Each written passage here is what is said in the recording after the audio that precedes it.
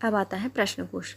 निम्नलिखित पर विचार की, जो हमारे पॉइंट दिए गए हैं विचार करना है। लॉर्ड क्लाइव भारत के प्रथम गवर्नर था, तो बंगाल का पहला गवर्नर जनरल कौन बना है? लॉर्ड क्लाइव बना है, तो ये सही है।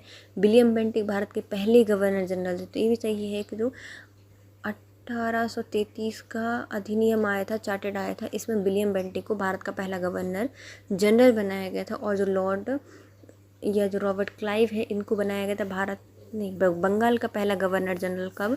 जब 1773 का रेगुलेटिंग एक्ट आया था, उसके तहत रॉबर्ट क्लाइव को बंगाल का प्रथम गवर्नर जनरल बना दिया गया। वॉरेन हेस्टिंग 1774 में बंगाल का प्रथम गवर्नर नियुक्त किया गया था। 1833 में विलियम बेंटिक को भारत का प्रथम गवर्नर जनरल नियुक्त किया गया।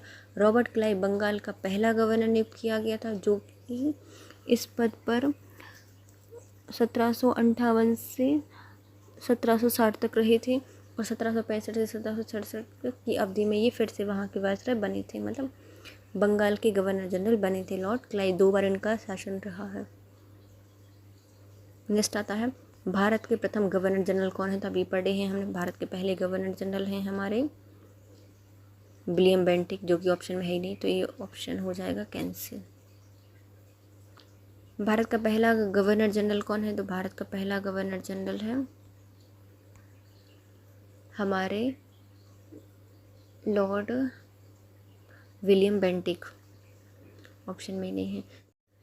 निम्नलिखित में कौन सा सही नहीं है बताना है।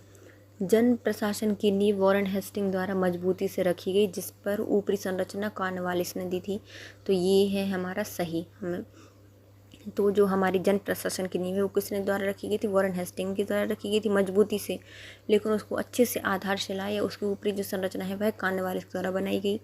ईस्ट इंडिया कंपनी की आसैनिक और सैन्य सुधार का श्रेय क्लाइव को जाता है, तो ये भी सही है। इनने बहुत सारे व्यापार बंद कर दिए थे, इनाम लेने को या गिफ्ट लेने को भी इनकार कर दिया गया था आसैनिक को। और सैनिकों के लिए क्या किए गए थे? जो सैनिक हैं उनके लिए दोहरा भत्ता बंद कर दिया था कि उनको अब दोहरा भत्ता नहीं दिया जाएगा। लॉर्ड विलियम बेंटिक सबसे बड़े ब्रिटिश शासकों में से एक थे? नहीं, क्योंकि इन्होंने भारत में ब्रिटिश साम्राज्य के संग्रहित रहे थे। नहीं, तो ये भी नहीं, इन्होंने कोई भारत का संग्रहित नहीं किया, और ये भी कोई बड़े शासक नहीं थे, बल्कि ये जो लॉर्ड वगैरह होते हैं, वायसराय, गवर्नर जनरल, ये रहे हैं कौन है अपने भारत के पहले गवर्नर जनरल बने थे। लॉर्ड डलहौजी ने दुर्ती के सिद्धांत के आधार पर ब्रिटिश साम्राज्य में समृद्ध क्षेत्र जोड़े थे, तो ये भी सही है। जो बहुत सारे क्षेत्र हैं वो किसके द्वारा जोड़े गए थे? डलहौजी के द्वारा, हड़प नीति के द्वारा, जिसे क्या कहा जाता है? द्वितीय की नीति कहा जाता है।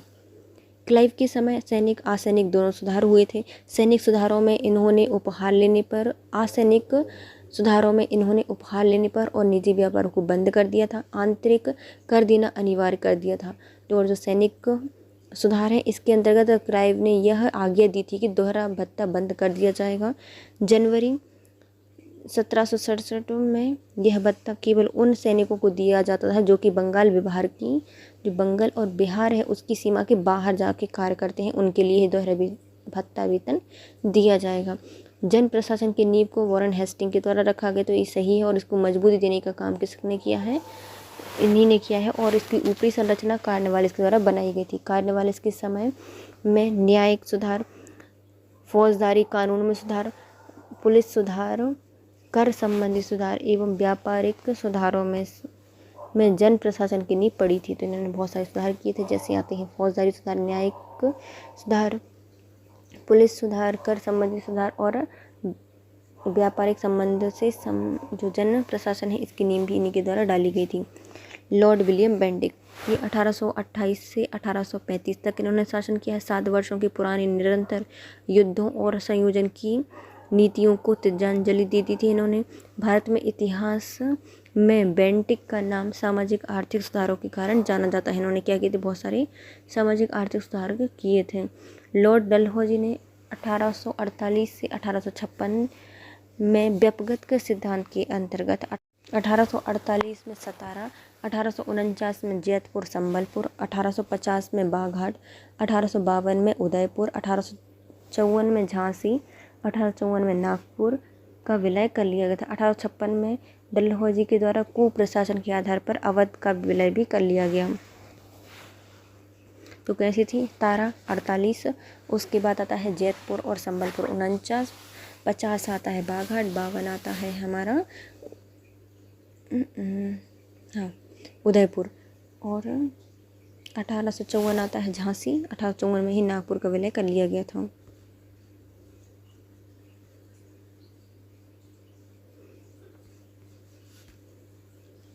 भारत में ब्रिटिश साम्राज्य के संस्थापक कौन थे? तो भारत में जो ब्रिटिश साम्राज्य है उसकी नींव किसके द्वारा डाली गई थी? तो ये है हमारे लॉर्ड क्लाइव के द्वारा भारत में ब्रिटिश साम्राज्य की नींव ये संस्थापक बने हैं। भारत में ब्रिटिश साम्राज्य के संस्थापक लॉर्ड क्लाइव को माना जाता है। 23 जून 1757 को हुई प्लासी की लड़ाई के विजेता अंग्रेजी सेना का नेतृत्व लॉर्ड क्लाइव के द्वारा किया गया था, और इसी युद्ध के उपरांत ही बंगाल में ब्रिटिश साम्राज्य की स्थापना हुई थी। तो किसको माना जाता है संस्थापक ब्रिटिश साम्राज्य का? तो ये है हमारे लॉर्ड क्लाइव। इन्होंने 1757 में जो प्लासी का युद्ध हुआ था उसमें विजयता प्राप्त करने वाले नेतृत्वकर्ता लॉर्ड क्लाइव। अंग्रेजों के विरोध में बनारस विद्रोह का नेतृत्व किसने किया था? तो राजा चैत सिंह के द्वारा किया गया है बनारस विद्रोह का नेतृत्व। बनारस विद्रोह राजा चैत सिंह द्वारा 1781 में किया गया था। इस विद्रोह में तत्कालीन गवर्नर जनरल वॉरेन हेस्टिंग ने अपने सैनिकों के साथ भागकर चुनार के किले में शरण ली थी। तो वॉरेन हेस्टिंग अपने सैनिकों के साथ भाग गए थे, चुनार के किले में शरण ली थी बनारस विद्रोह में, और यह राजा चैत सिंह के द्वारा किया गया था 1781 में। कलकत्ता में एशियाटिक सोसाइटी की स्थापना के समय बंगाल का गवर्नर जनरल कौन था? तो इस समय थे लॉर्ड वॉरेन हेस्टिंग। जो कलकत्ता है वहाँ पर एशियाटिक सोसाइटी की स्थापना के समय बंगाल के governor general lord Warren Hasting थे। 15 जनवरी 1784 को एशियाटिक सोसाइटी की स्थापना के समय बंगाल का governor general lord Warren Hasting था, जिसका कार्यकाल रहा है 1774 से 1785 तक, और 1774 से 1785 तक रहा है वॉरेन हेस्टिंग। और जो एशियाटिक सोसाइटी है उसकी स्थापना 15 जनवरी 1784 को हुई थी बंगाल में। सुरक्षा प्रकोष्ठ की नीति संबंधित है। जो सुरक्षा प्रकोष्ठ है तो एक पूरी बाउंड्री बना दी सुरक्षा के लिए, तो वॉरेन हेस्टिंग के द्वारा सुरक्षा प्रकोष्ठ की नीति अपनाई गई है। सुरक्षा प्रकोष्ठ या घेरे की नीति से वॉरेन हेस्टिंग तथा वेलेजली संबंधित है। तो जो सुरक्षा प्रकोष्ठ है उस घेरे की नीति भी कहा जाता है। वॉरेन हेस्टिंग और लॉर्ड वेलेजली इससे संबंधित है। लॉर्ड वॉरेन हेस्टिंग ने मैसूर और मराठा के साथ युद्ध और अन्य भारतीय रियासतों के साथ बराबरी की पदवी प्राप्त करने की भावना से किया था। तो सुरक्षा प्रकोष्ठ क्यों बनाए गए थे? जो मैसूर और मराठा है उनके साथ युद्ध कर लो, क्योंकि बड़ी बड़ी रियासतें हैं और जो छोटी छोटी रियासतें हैं उनके साथ बराबर की पदवी प्राप्त करने की भावना से इसको किया गया था। इस समय कंपनी ने अपने राज्य के चारों ओर मध्य राज्य बनाने का प्रयत्न किया था। मतलब क्या, एक पूरा प्रोटेक्ट करने के लिए एक सुरक्षा प्रकोष्ठ बनाया है। तो अपने राज्य के आजू बाजू इन्होंने क्या बनाया था? मध्य राज्य बनाने का प्रयत्न किया था। उद्देश्य केवल अपने राज्य की सुरक्षा करना था। मतलब इनका उद्देश्य क्या था? अपने राज्य की सुरक्षा करना। अतः हम यह भी कह सकते हैं कि अपने पड़ोसी राज्य की सीमा की रक्षा करो ताकि अपनी सीमाएं सुरक्षित रहें। तो अपने जो पड़ोसी राज्य है उसकी सीमाओं की संरक्षण करो, मतलब उस पर कोई हमला नहीं करेगा तो आप भी सुरक्षित हो। तो उनकी सीमाओं की रक्षा इसलिए करनी है ताकि हम सुरक्षित रहें। उस समय भय मुख्यतः अफगानों और मराठाओं से रहता था। मराठा कहीं पर भी जाके तोड़फोड़ करते थे, लूटपाट करते थे, और अफगानों से था। तो उस समय जो सुरक्षा चाहिए थी उनको वह अफगानों और मराठाओं से चाहिए थी। इसलिए कंपनी ने अवध की रक्षा व्यवस्था के कार्य को इस शर्त पर संभालने कि अवध का नवाब उस व्यय का बोझ उठाए। इसलिए जो अवध है उसकी सुरक्षा व्यवस्था क्यों कर रहे थे ब्रिटिश, और एक ही शर्त पे उन्होंने प्रारंभ किया था, क्योंकि वहाँ का अवध का जो नवाब था वह वहाँ का व्यय का बोझ उठाए, और उस प्रकार अवध की रक्षा ही बंगाल की रक्षा थी। उस समय अवध की रक्षा इन्होंने प्रारंभ कर दी, जिससे कि अवध की साइड से कोई भी हमला करेगा तो बंगाल पर नहीं कर पाएगा। वेलेजली ने आने से कंपनी में भारतीय रियासतों के साथ संबंधों में परिवर्तन आने लगा। जैसे ही वेलेजली आए उन्होंने सारे संबंधों को रख कर जला दिया, तो सारे संबंध प्रतिबंधित हो गए। अलग अलग से उन्होंने प्रतिबंध लगा दिए थे। बैले दिल्ली का उद्देश्य भारतीय रियासतों को अपनी रक्षार्थ कंपनी पर निर्भर करने पर बाध्य करना था। तो जो बैले दिल्ली था वो समझ गया था कि कुछ दिन तक ही हमारी रक्षा कर सकते हैं, तो हमें इनको क्या करना है, जो राज्य हैं उनको हमारी कंपनी पर निर्भरता के लिए बाध्य करना होगा। उसने भारतीय रियासतों को अंग्रेजी राजनीतिक शक्ति के और सैन्य रक्षा के घेरे में लाने का प्रयत्न किया था। जो भारतीय रियासत हैं उनको जो अंग्रेजी राजनीतिक शक्ति है उसके अंडर में और जो सैनिक रक्षा है उसके घेरे में लाने का प्रयास किया था। किसके द्वारा? बैले दिल्ली के द्वारा यह प्रयास किया गया था। तो वॉरेन हेस्टिंग और बैले दिल्ली जुड़े हैं सुरक्षा प्रकोष्ठ थे। रिंग फेंस नीति का संबंध किससे है? तो जो रिंग फेंस नीति है वह वॉरेन हेस्टिंग के द्वारा प्रारंभ की गई थी। रिंग फेंस नीति प्रारंभ की गई है लॉर्ड वॉरेन हेस्टिंग के द्वारा। निम्नलिखित में से किसने बंगाल में द्वैत शासन प्रणाली समाप्त कर दी थी? तो स्टार्ट किया गया था क्लाइव के द्वारा और इसको समाप्त किया गया है वॉरेन हेस्टिंग के द्वारा। बंगाल में द्वैत शासन प्रणाली को समाप्त किया है वॉरेन हेस्टिंग ने।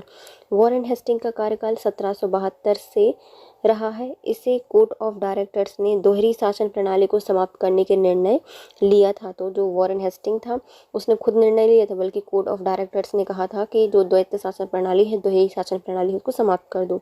कलकत्ता परिषद और उसके प्रधान को आज्ञा दी कि वे स्वयं दीवान बने। जो कलकत्ता के प्रधान थे उनसे बोला कि आप प्रधान बन जाओ या आप दीवान बन जाओ, और बिहार, बंगाल, उड़ीसा के प्रबंधक को अपने हाथ में लिया था। तो और जो सिर्फ कलकत्ता के परिषद और उसके जो प्रधान थे उनको आज्ञा थी कि वह वहाँ स्वयं दीवान बन सकते हैं, लेकिन बंगाल, बिहार और उड़ीसा था उसका प्रबंध अंग्रेजों ने अपने हाथ में रखा था। वॉरेन हेस्टिंग ने 2 उप दीवान मोहम्मद रजा खान और राजा शिताव रॉय को पदच्युत कर दिया था। जो पहले उप दीवान पद पर नियुक्त थे मोहम्मद रजा खान और राजा शिताव रॉय, उनको क्या कर दिया था? पदच्युत कर दिया था। द्वैत शासन की शुरुआत बंगाल में क्लाइव के समय पर 1765 में की गई थी। 1765 में क्या लगाया गया था? द्वैत शासन लगाया गया था बंगाल में क्लाइव के समय। बंगाल में द्विशासन प्रणाली किसके द्वारा लागू की गई थी? तो ये लाई गई है रॉबर्ट क्लाइव के द्वारा लाई गई थी बंगाल में द्विशासन प्रणाली। किस गवर्नर जनरल पर महाभियोग का मुकदमा चलाया गया? तो ये थे हमारे वॉरेन हेस्टिंग। यहाँ पे अच्छे काम किए होंगे, लेकिन जैसे ब्रिटेन गए तो उन पर कार्य लग गया, महाभियोग का मुकदमा चला दिया गया। वॉरेन हेस्टिंग के अन्यायपूर्ण एवं निरंकुश कार्यों के कारण उस पर महाभियोग का मुकदमा लगाया गया था। मतलब कुछ साफ सुथरे नहीं थे, बल्कि अन्याय करते थे, निरंकुश कार्य करते थे, इसलिए इन पर महाभियोग का मुकदमा चलाया गया था। 1788 से 1795 तक इनका कार्यकाल चला है, मतलब ये जो चला था। ब्रिटिश संसद ने इनकी सेवाओं को देखते हुए इन्हें सभी दोषों से मुक्त कर दिया। इतना पैसा कमाया था, इतनी सारी सेवाएं दी भारत में, तो भैया ब्रिटिश शासन ने भी सोचा कि चलो ये छोड़ दो, इनको दोषों से मुक्त कर दिया था। यह भी कहा जा सकता है कि वॉरेन हेस्टिंग ने यह सब कुछ साम्राज्य के हित के लिए किया था, ना कि अपने लिए। तो ये सब वॉरेन हेस्टिंग ने साम्राज्य के हित में किया था, इसलिए उन्होंने माफ़ कर दिया। यदि खुद के लिए करता तो बिल्कुल नहीं करते। वॉरेन हेस्टिंग पर लगे महाभियोग के बारे में विद्वान के मत भिन्न मिलते हैं, किंतु B.A. स्मिथ का निर्णय अधिक मान्य मिलता है। वह लिखते हैं कि इनके थोड़े से दोष, जहाँ तक वे वास्तव में दोष थे, उस राजनीतिक के दोष से थे जिस पर सहसा ही संकट आ पड़ा हो, तथा जिस पर इतनी कठिन उलझनें आ पड़ी हों कि कभी कभी मानवीय समझ में भूल चूक हो जानी आवश्यक ही होती है। तो इन्होंने बताया भैया हमारे साम्राज्य पे इतना सारा दोष था, इतना सारा संकट था, तो भाई इतनी सारे संकट में, उलझनों में थोड़ी बहुत गलती कर भी ली वॉरेन हेस्टिंग ने तो क्या होता है। तो इसलिए किसके द्वारा कहा गया है? B.A. स्मिथ के द्वारा ये कहा गया है। निम्नलिखित में से किस पर ब्रिटिश संसद में महाभियोग का मुकदमा चला था? तो ये है हमारे वॉरेन हेस्टिंग, जिन पर महाभियोग चलाया गया था। भारत में न्यायिक संगठन की स्थापना किसने की है? तो पूरा न्यायिक संगठन बना दिया गया है किसके द्वारा? लॉर्ड कॉर्नवालिस के द्वारा। तो हमें न्याय चाहिए, तो हमारे कानों से न्याय सुनने वाली बातें भी तो हो, तो कॉर्नवालिस के द्वारा न्यायिक संगठन की स्थापना की गई है। दीवानी और जो फौजदारी न्यायालय है उनका श्रेणीबद्ध संगठन के जरिए न्याय प्रदान करने की एक नई व्यवस्था की नींव अंग्रेजों ने रखी थी। जो फौजदारी मामले हैं वो अलग और जो दीवानी मामले हैं उनके लिए अलग। तो श्रेणीगत संगठन की जो व्यवस्था है उसको अंग्रेजों के द्वारा प्रदान की गई थी। इस व्यवस्था को वॉरेन हेस्टिंग ने प्रारंभ किया था, वॉरेन हेस्टिंग ने इसको प्रारंभ किया था, मगर कॉर्नवालिस ने इसे और सुदृढ़ बनाया है। 1793 में कॉर्नवालिस संहिता शक्तियों के पृथक्करण के सिद्धांत पर आधारित है। तो जो कॉर्नवालिस संहिता है वह शक्तियों का क्या करती है, पृथक्करण करती है, जिसके तहत कर और जो न्याय प्रशासन है उसको पृथक किया गया था। तो कर और जो न्याय प्रशासन है उसको अलग किया गया था। न्याय कॉर्नवालिस संहिता के द्वारा शक्तियों के पृथक्करण के सिद्धांत के द्वारा कब आई थी ये, 1793 में इसको लॉन्च किया गया था। निम्नलिखित में से किस गवर्नर जनरल ने भारत की प्रसंविधाबद्ध सिविल सेवा कोविनेंटेड सिविल सर्विस ऑफ इंडिया का सर्जन किया, जो कालांतर में भारतीय सिविल सेवा के नाम से जानी जाती है? तो यह कॉर्नवालिस के द्वारा। ऐसा कौन सा गवर्नर जनरल था जिसने भारत की प्रसंविधाबद्ध सिविल सेवा कोविनेंटेड सिविल सर्विसेज ऑफ इंडिया का सर्जन किया था और कालांतर में इसे भारतीय सिविल सेवा के नाम से जाना जाता है? तो यह प्रारंभ की गई थी कॉर्नवालिस के द्वारा। भारत की प्रसंविधाबद्ध सिविल सेवा एवं लोक सेवा का सृजन कॉर्नवालिस के द्वारा किया गया था। मतलब सिविल सेवा में जाना है तो सारे कान बंद रखो। कॉर्नवालिस के द्वारा इसको प्रारंभ किया गया था। बंगाल का गवर्नर जनरल बनने के बाद कॉर्नवालिस ने प्रशासन को पुनर्गठित किया था। भैया जैसे ही गवर्नर जनरल बने बंगाल के, इन्होंने पूरा प्रशासन को पुनर्गठित कर दिया। राजस्व बोर्डों को भंग कर दिया, जितने भी राजस्व बोर्ड हैं उनको भंग कर दिया। उसके संबंध में नए नियम बनाए गए। भैया तुम जो पहले काम करते थे वैसा नहीं करोगे, बल्कि हम नए नियम बना रहे हैं आपके लिए। कंपनी के अधिकारियों के व्यक्तिगत व्यापार के संबंध में भी नए नियम बनाए थे। जो कंपनी के अधिकारी थे वो भी व्यक्तिगत व्यापार करते थे, तो उसके लिए भी अलग से नियम प्रतिबंधित कर दिए गए थे या प्रतिबद्ध कर दिए गए थे। इससे कॉर्नवालिस कोर्ट के माध्यम से दीवानी और न्यायिक क्षेत्र में स्पष्ट विभाजन किया गया था। मतलब जो हमारे पहले के गवर्नर थे उन्होंने भी न्यायिक व्यवस्था को पृथक्करण करने के दीवानी या फौजदारी के मामले चलते थे, लेकिन इसको स्पष्ट रूप से विभाजन किसने किया है? तो कॉर्नवालिस कोर्ट के द्वारा किया गया है, जिसे आगे चलकर भारतीय सिविल सेवा के नाम से भी जाना जाता है। भारत में लोक सेवा का प्रवर्तन किया गया है। जो हमारी लोक सेवा है इसका प्रवर्तन या प्रवर्तक माने जाते हैं कॉर्नवालिस के शासनकाल को। शासन काल रहा है किसका? कॉर्नवालिस का। 18वीं शताब्दी के उत्तरार्ध में किस प्रायः कंपनी बहादुर की शानो शौकत का स्थानीय प्रतिनिधित्व कहा जाता है? तो 18वीं शताब्दी के उत्तरार्ध में किससे प्रायः कंपनी बहादुर की शानो शौकत का स्थायी प्रतिनिधि कहा जाता है? तो ये थे दरोगा। दरोगा क्या थे? कंपनी बहादुर की शानो शौकत के स्थायी प्रतिनिधि दरोगा। 1793 में लॉर्ड कॉर्नवालिस ने जमींदारों को उनके पुलिस कर्तव्यों से अलग करके प्रत्येक 20 से 30 वर्ग मील के क्षेत्र में थाना स्थापित किया था। तो कॉर्नवालिस है इसने क्या किया था, जितने भी जमींदार हैं उनको उनके पुलिस कर्तव्यों से अलग कर दिया था। मतलब उन्हें अब कोई रक्षा करने की या फिर चोरों को पकड़ने की ज़रूरत नहीं थी। जितने भी जमींदार थे बल्कि उनको हटा दिया था, भाई तुम मत करो ये काम, तुम अपने सब जमींदारी वाला करो। और प्रत्येक 20 से 30 वर्ग मीटर के क्षेत्र में थाना स्थापित कर दिया था तथा दरोगा नामक एक पुलिस अधिकारी की नियुक्ति की थी कॉर्नवालिस के द्वारा। दरोगा की नियुक्ति एवं पर्यवेक्षण मजिस्ट्रेट द्वारा किया जाता था। जो दरोगा थे उसकी नियुक्ति कैसी होती थी? और पर्यवेक्षण मजिस्ट्रेट के द्वारा किया जाता था। किसान दरोगा को कंपनी बहादुर की शानो शौकत का स्थायी प्रतिनिधि मानता था। तो जो किसान है इसके द्वारा यह माना जाता था दरोगा क्या है? कंपनी बहादुर की शानो शौकत का स्थायी प्रतिनिधि है दरोगा। किसानों के द्वारा यह कहा गया था। लॉर्ड कॉर्नवालिस की कब्र कहाँ पर बनाई गई है? तो जो लॉर्ड कॉर्नवालिस है इसकी कब्र बनाई गई है गाजीपुर में। कहाँ पर बनाई गई है? गाजीपुर में बनाई गई है।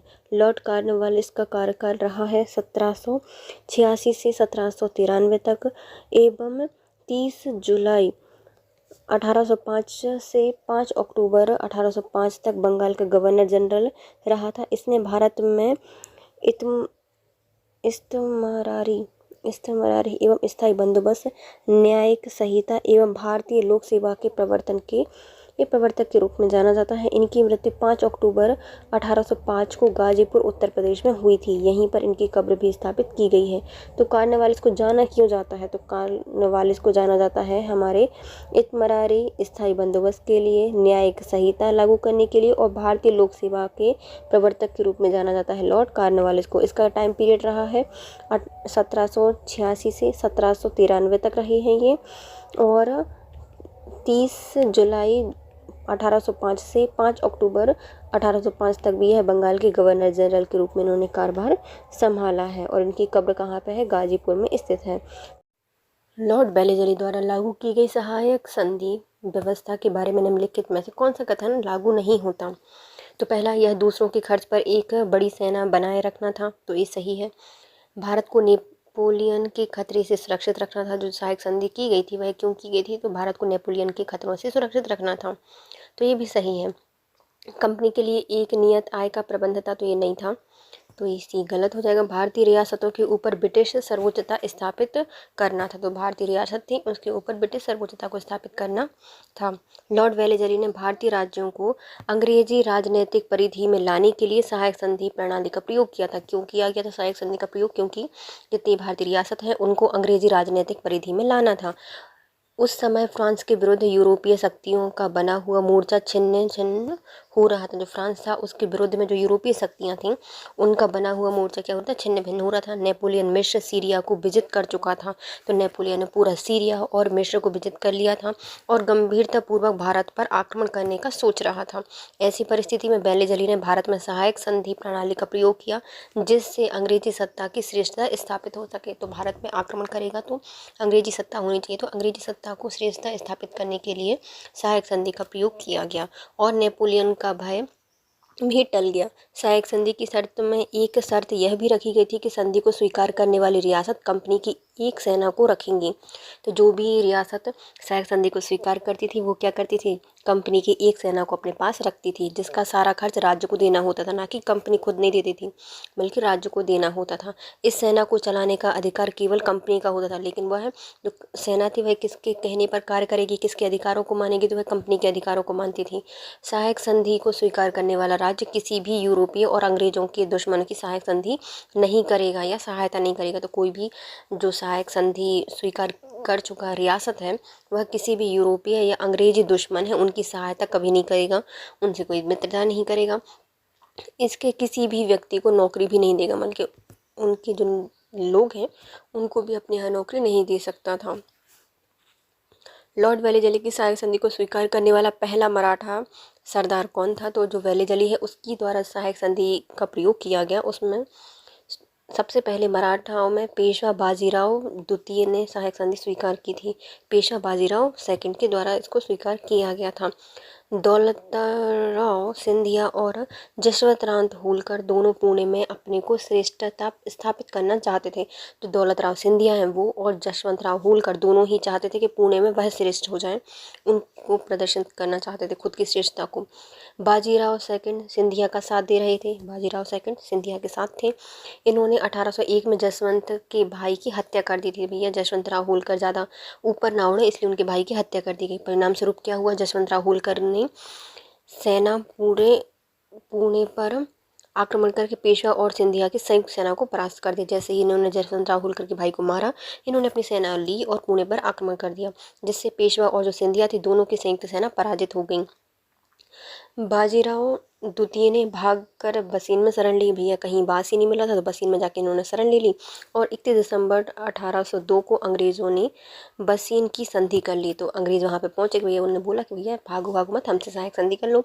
तो इन्होंने बसीन की संधि कर ली। संधि के अनुसार पेशवा बाजीराव द्वितीय ने अंग्रेज़ों की संरक्षकता स्वीकार कर ली थी, मतलब अब इनके संरक्षक कौन हो गए? अंग्रेज़ हो गए। यह संधि मराठा द्वारा अंग्रेज़ों के साथ की गई प्रथम सहायक संधि थी। तो अभी तक की ये पहली सहायक संधि थी जो कि मराठाओं के साथ की गई थी अंग्रेज़ों के द्वारा। 1802 में बसीन की संधि पर हस्ताक्षर किसने किए थे? तो बाजीराव सेकंड और अंग्रेज़ों के द्वारा किए गए थे।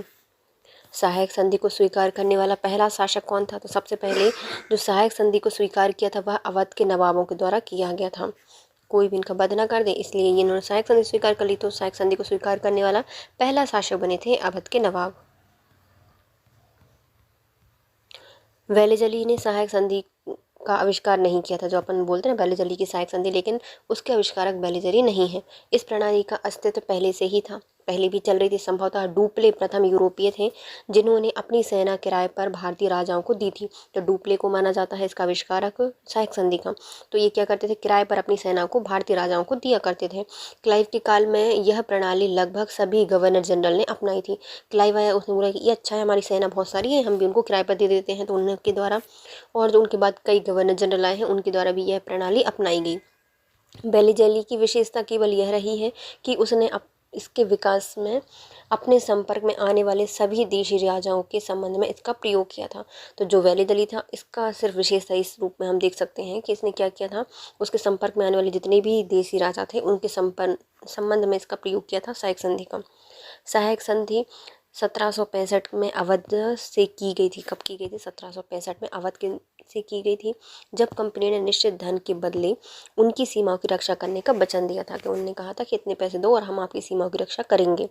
अवध ने एक अंग्रेज रेजिडेंट को लखनऊ में रखना भी स्वीकार कर लिया था। कि जो हमेशा सहायक संधि में क्या होता था, एक रेजिडेंट को रखना पड़ता था, तो उसको भी लखनऊ में रखने के लिए इन्होंने स्वीकार कर लिया था। यदि प्रश्न में बैलीजली की सहायक संधि को स्वीकार करना होता तो इसका उत्तर हैदराबाद होता, लेकिन इनमें सिर्फ सहायक संधि आया है, इसलिए अवध के नवाब आते हैं।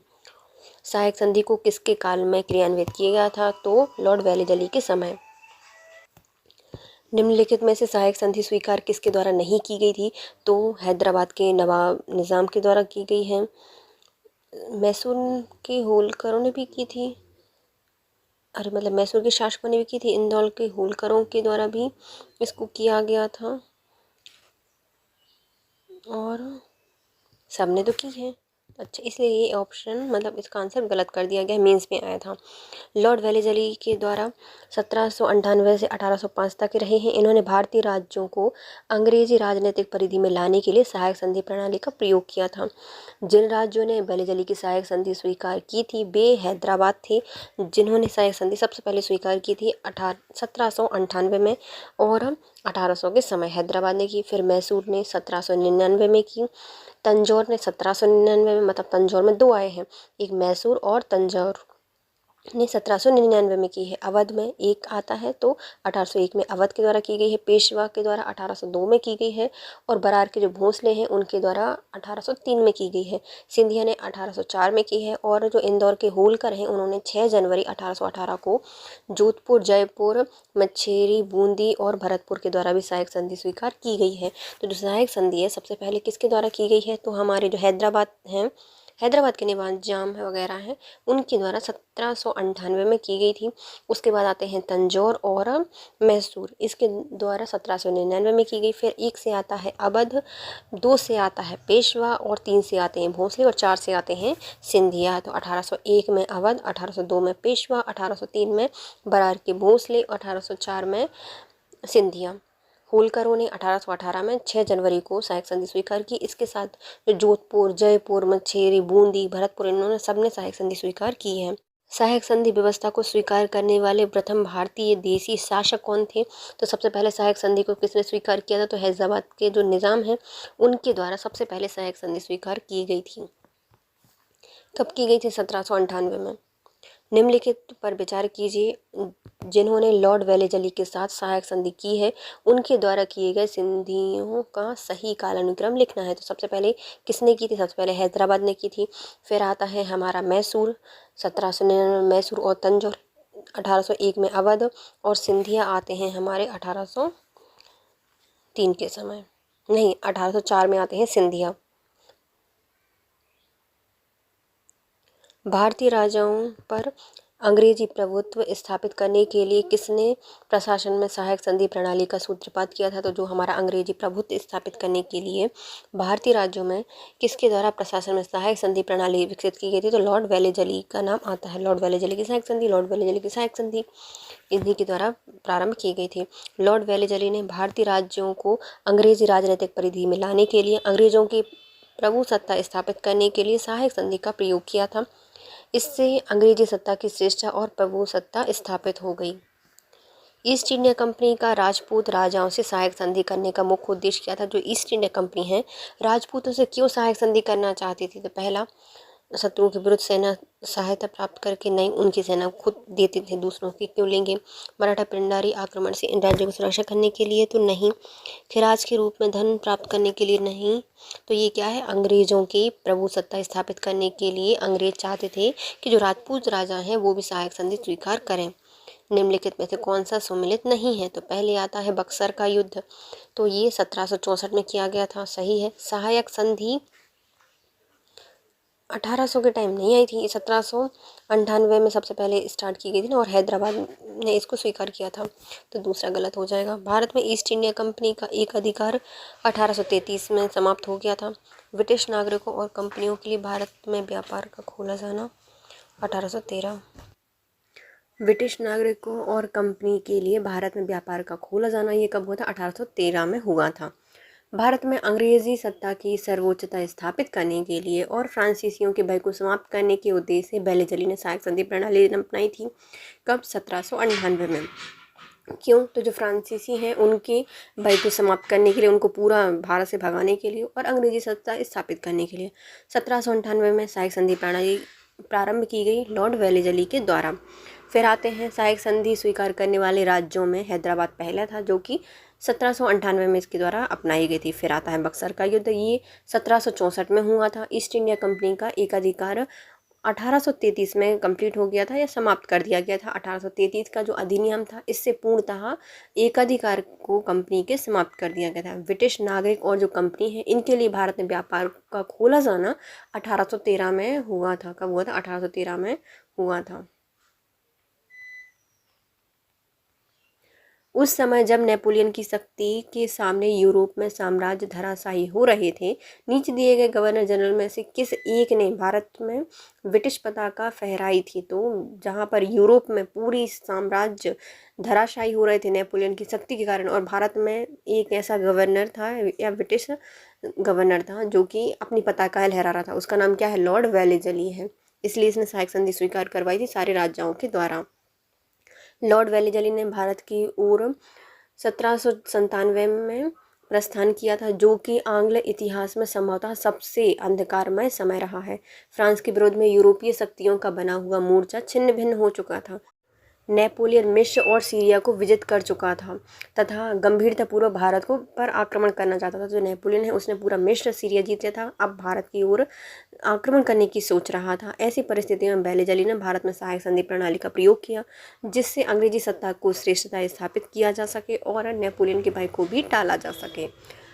आंग्ल नेपाल युद्ध किसके शासनकाल में हुआ था बताइए? तो जो आंग्ल नेपाल युद्ध है वो हुआ था लॉर्ड हेस्टिंग के कारण। तो भैया इतना अच्छा देश है नेपाल, उसके को भी हम लड़ने के लिए स्टार्ट हो गए, भारत को लड़ा दिया। किसके द्वारा? हेस्टिंग के द्वारा। तो लॉर्ड हेस्टिंग ने आंग्ल नेपाल युद्ध के समय शासक रहे थे लॉर्ड हेस्टिंग।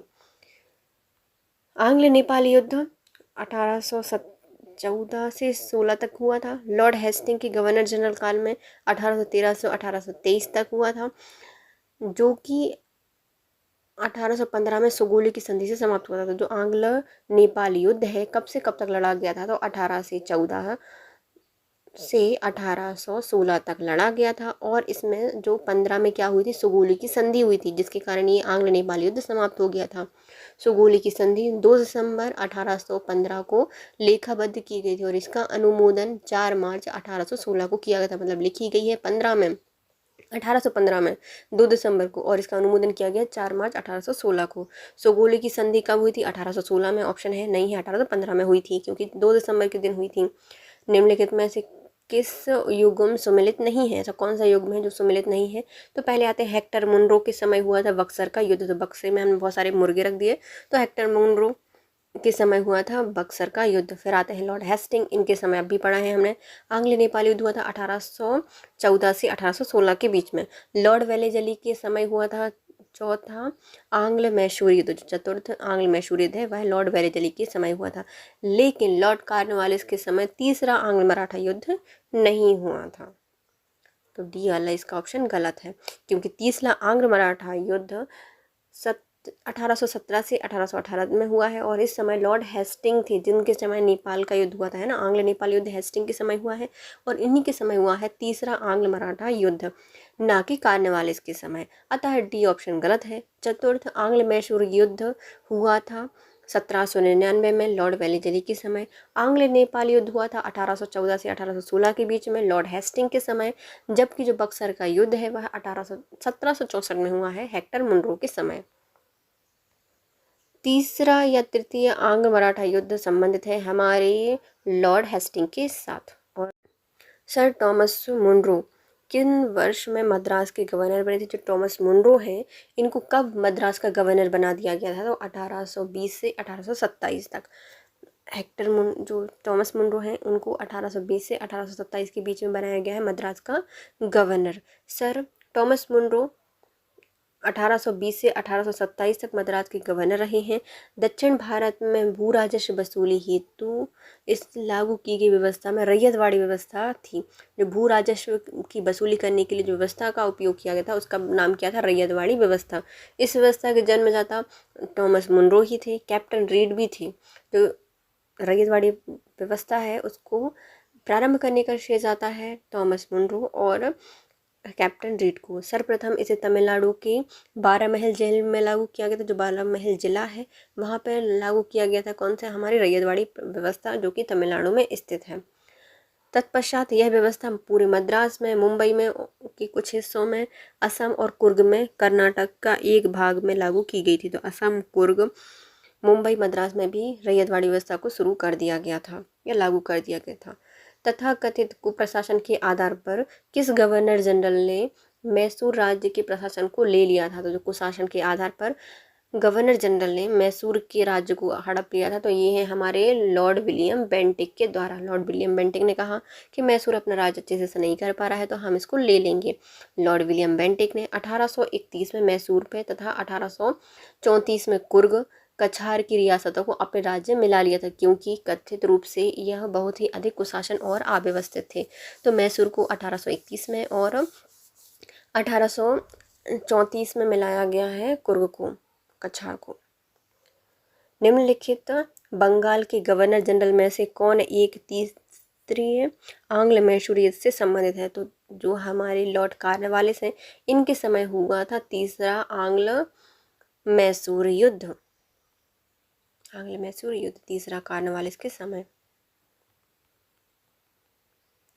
तीसरा आंग्ल मैसूर युद्ध 1790 से 1792 ईस्वी में हुए। लॉर्ड कार्नवालिस संबंधित है। इस युद्ध में कार्नवालिस ने स्वयं सेना की बागडोर संभाली थी। यह युद्ध टीपू ने श्रीरंगपट्टनम की संधि की थी। जो हमारा तीसरा आंग्ल मैसूर युद्ध है, इसमें टीपू सुल्तान के द्वारा श्रीरंगपट्टनम की संधि की गई थी 1792 में, जिसके अनुसार टीपू को अपने राज्य का लगभग आधा भाग अंग्रेजों को और उनके साथियों को देना पड़ा था, जो कि निज़ाम और मराठा को देना पड़ा था। आधा अंग्रेजों को और उनके दोस्तों को देना पड़ा था। श्रीरंगपट्टनम की संधि तीसरे आंग्ल मैसूर युद्ध में हुई थी। किसके बीच में? टीपू सुल्तान और अंग्रेजों के बीच में। ठगों के दमन में निम्नलिखित में से कौन संबंधित है? तो ठगों का दमन करने के लिए जाने जाते हैं कैप्टन स्लीमैन। स्लीमैन को जाना जाता है। ठगों में हिंदू और मुसलमान दोनों धर्मों के अनुयायी शामिल थे। मतलब हिंदू ही नहीं थे बल्कि मुस्लिम धर्म के अनुयायी भी इसमें शामिल थे, परंतु वास्तव में ये लोग काली, दुर्गा और भवानी की पूजा करते थे। किसी एक देवता को नहीं, बल्कि ये काली, दुर्गा और जो भवानी है उनकी पूजा किया करते थे। प्रायः इनके शिकार का सिर काट दिया करके देवी के चरणों में बलि के रूप में चढ़ाते थे। तो ये अपने जितने भी शिकारी होते थे उनको पकड़ते थे, उनका सिर काटते थे और देवी जी के चरणों में चढ़ाकर बलि दिया करते थे। इन्हें विश्वास था कि इनका यह धंधा विधि का विधान है। तो ये क्या समझते थे कि जो ये कर रहे हैं वह विधि का विधान है। उनके शरीर की मृत्यु उनके भाग्य में इसी प्रकार लिखी होती थी। तो ये समझते थे कि जो कि मृत्यु है वह भाग्य में इसी प्रकार लिखी हुई है, इसलिए हम इनकी बलि दे रहे हैं।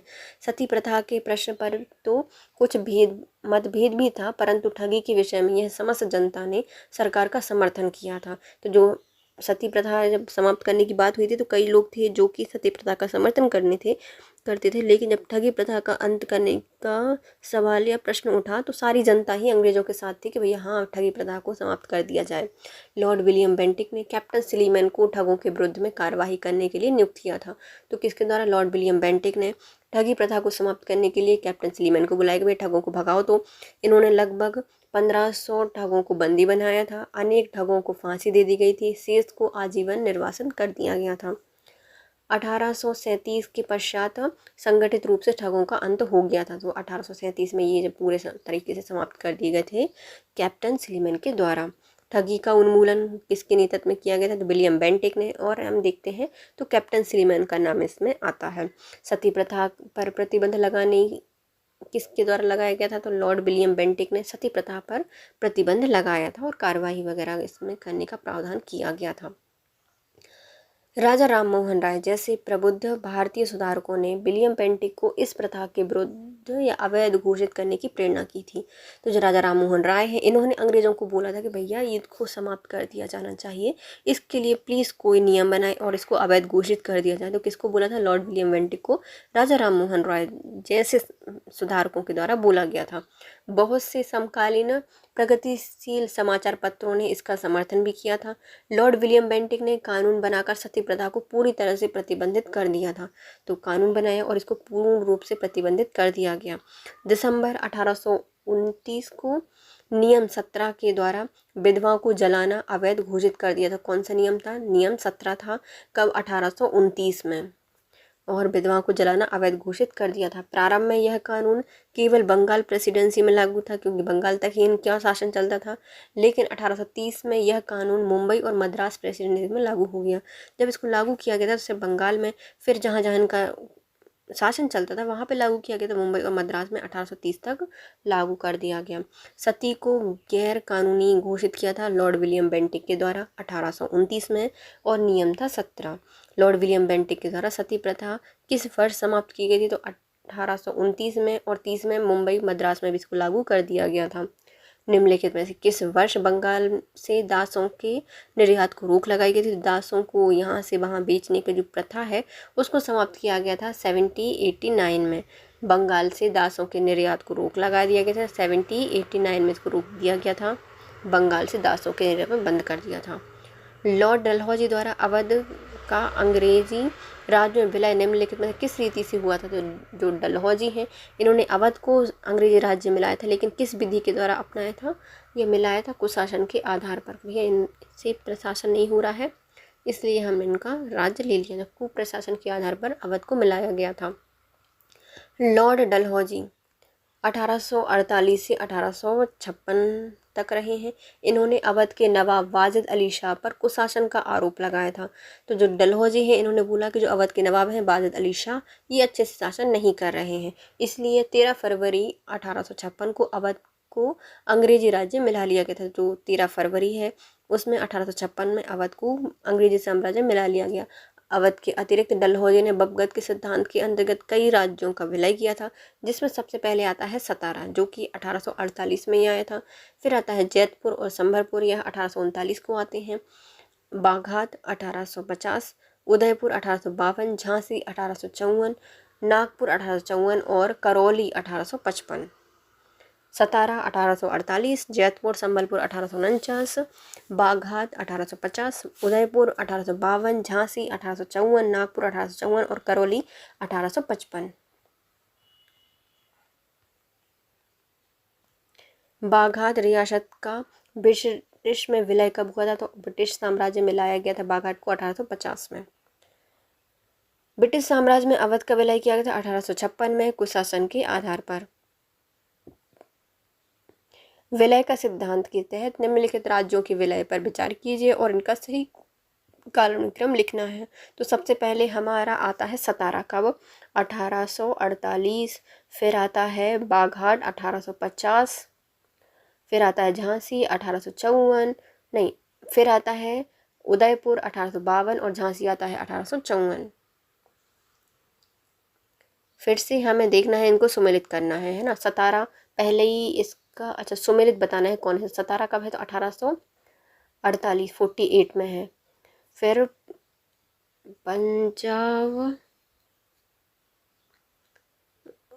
अवध का विलय तो 1856 में ही किया गया था। झांसी 1854 में मिलाई गई थी। निम्नलिखित में से किसने विलय की नीति नियोजित एवं क्रियान्वित की थी? जो विलय की नीति है सबसे अच्छे से चलाई थी लॉर्ड डलहौजी के द्वारा। जैसे सहायक संधि वेलेजली ने अच्छे से चलाई थी, ऐसे ही जो विलय की नीति है उसको डलहौजी के द्वारा अच्छे से स्वीकार किया गया था या लागू किया गया था। ब्रिटिश द्वारा कुशासन का बहाना लेकर किस प्रांत का शासन हटा दिया गया था? तो अवध का। 1856 में बोला था कि जो वाजिद अली शाह हैं वो अच्छे से शासन नहीं कर पा रहे हैं, इसलिए कुशासन का बहाना बना के उनका साम्राज्य ले लिया था। भारत में ब्रिटिश शासन के दौरान निम्नलिखित में से राजसी राज्यों के विलय का क्रम बताना है। तो संभलपुर कब था हमारा? देखो पहले आता है सतारा, 48 में आया था, 1848 में आया था। फिर आता है संभलपुर, फिर आता है झांसी 1856। लॉर्ड डलहौजी की विलय नीति का प्रथम शिकार कौन बना था? डलहौजी के द्वारा जो विलय नीति अपनाई गई थी उसमें सबसे पहला शिकार था हमारा सतारा, जो कि 1848 था। 1848 में सतारा मिलाया गया था। जेम्स एंड्रूज रैमजे भारत के किस गवर्नर जनरल का वास्तविक नाम था? तो Ramsay Andrews, James Andrews Ramsay किसका नाम था? तो लॉर्ड डलहौजी का नाम था जेम्स एंड्रूज रैमजे, डलहौजी का नाम था। 1848 में लॉर्ड डलहौजी, जिससे अर्ल ऑफ डलहौजी भी कहा जाता है, गवर्नर जनरल बनकर भारत आया। इसका वास्तविक नाम था James Andrews brown Ramsay. Earl of Dalhousie भी इसको कहा जाता है। अंग्रेजों द्वारा सिंध विजय संपन्न की गई थी। सिंध पर विजय किसके द्वारा की गई थी? तो ये की थी लॉर्ड एलनबरो के समय। एलनबरो, तो सिंध पर विजय का श्रेय जाता है लॉर्ड एलनबरो के लिए। गवर्नर जनरल लॉर्ड एलनबरो के कारण 1842 से 1844 तक रहा है। इस दौरान इन्होंने अगस्त 1843 में सिंध की विजय प्राप्त की है या पूर्ण रूप से ब्रिटिश साम्राज्य ने इसको मिला लिया था। प्रथम आंग्ल अफगान युद्ध भी इसी के समय हुए थे। तो एलनबरो का कार्य पीरियड रहा है 1842 से 1844 तक। 1843 में सिंध को पूर्ण रूप से साम्राज्य मिलाया और इन्हीं के समय आंग्ल अफगान युद्ध भी हुआ था। सिंध पर ब्रिटिश ने कब्जा कब कर लिया था? तो 1843 में। सिक्किम का भारत में विलय कब हुआ था? तो सिक्का आया था हमारे पास डलहौजी के समय। तो लॉर्ड डलहौजी के समय सिक्किम को भारत में मिलाया गया था। सिक्किम जो कि नेपाल भूटान राज्य के मध्य में स्थित है, छोटा सा राज्य है। इसके राजा का यह दोष लगाकर कि उसने 2 अंग्रेजी डॉक्टरों के साथ दुर्व्यवहार किया है, इसलिए उनका साम्राज्य ले लिया गया था। लॉर्ड डलहौजी के शासनकाल में उस समय के कुछ दूरवर्ती प्रदेश में थे, जिसमें थे दार्जिलिंग भी शामिल था, और यह भारत में मिला लिया गया था। तो सिक्किम के जो राजा थे उन पर क्या आरोप लगाया था कि इन्होंने जो अंग्रेजी डॉक्टर हैं उनके साथ तो दुर्व्यवहार किया है, इसलिए हम आपके साम्राज्य को मिला रहे हैं। इसमें दार्जिलिंग वगैरह भी शामिल थे। निम्नलिखित में से कौन अवध का ब्रिटिश रेजिडेंट था? जो कि अवध का ब्रिटिश साम्राज्य विलय हुआ था। जब अवध का ब्रिटिश साम्राज्य विलय हुआ था तो वहाँ के रेजिडेंट कौन थे? तो वहाँ के रेजिडेंट थे जेम्स आउट्रम। आउट्रम वहाँ के रेजिडेंट थे। 1854 में स्लीमैन के स्थान पर जेम्स आउट्रम को अवध का ब्रिटिश रेजिडेंट बनाया गया। पहले स्लीमैन थे, 1854 में इनको हटाकर जेम्स आउट्रम को स्थान दे दिया गया ब्रिटिश रेजिडेंट का। उन्होंने कहा था कि अवध का प्रशासन बहुत दूषित है। अवध की जो वाजिद अली शाह हैं वो अच्छे से शासन ही नहीं कर पा रहे हैं। जनता की जो अवस्था है बहुत सोचनीय है कि भैया किस प्रकार से वह रह रही है, वो सोचनीय है। आउट्रम की रिपोर्ट को फरवरी 1856 में अवध के अधिग्रहण का आधार बनाया गया था। जो आउट्रम ने रिपोर्ट भेजी थी इसी के आधार पर अवध को हमने अधिग्रहण किया है, अंग्रेजों ने ऐसा बताया 1856 में। 1857 के विद्रोह के समय जो लखनऊ है वहाँ पर ब्रिटिश रेजिडेंट हेनरी लॉरेंस थे, जो कि अंग्रेजों के रेजिडेंट थे और विरोधियों के हाथों मारे गए थे। तो जब अवध को मिला लिया गया और 1857 की जब लड़ाई हुई उस समय वहाँ के जो रेजिडेंट थे, ब्रिटिश रेजिडेंट थे, उनका नाम था हेनरी लॉरेंस। भारत में प्रथम रेलवे लाइन किस ब्रिटिश गवर्नर के समय में बिछाई गई है? तो लॉर्ड डलहौजी के समय 1853 में। भारत में रेल निर्माण की दिशा में प्रथम प्रयास British governor general Lord Dalhousie के द्वारा किया गया था। पहली रेल लाइन 1853 में मुंबई से ठाणे के बीच में डलहौजी के समय बिछाई गई थी। भारत में प्रथम रेल लाइन का निर्माण किन दो नगरों में हुआ था? तो मुंबई से ठाणे के बीच में हुआ था 1853 में डलहौजी के समय। भारत में पहली रेल लाइन कब बिछाई गई है? तो 1853 में। किस कंपनी ने सर्वप्रथम भारत में रेल यात्रा प्रारंभ की है? तो ये है हमारे ग्रेट इंडियन पेनिनसुलर रेलवे। तो सबसे पहले भारत में रेल यात्रा प्रारंभ की गई थी ग्रेट इंडियन पेनिनसुलर रेलवे के द्वारा। 1853 में मुंबई के बोरी बंदर स्टेशन से ठाणे के मध्य में भारत में प्रथम रेल यात्रा प्रारंभ की गई, जो कि ग्रेट इंडियन पेनिनसुलर रेलवे के द्वारा की गई थी 1853 में, मुंबई के बोरी बंदर स्टेशन से ठाणे के बीच में। ब्रिटिश भारतीय राज्य क्षेत्र का अंतिम प्रमुख विस्तार कब हुआ था? तो जो ब्रिटिश भारत राज्य है उसका अंतिम प्रयास हुआ था डफरिन के समय में। प्रमुख विस्तार हुआ था डफरिन के समय।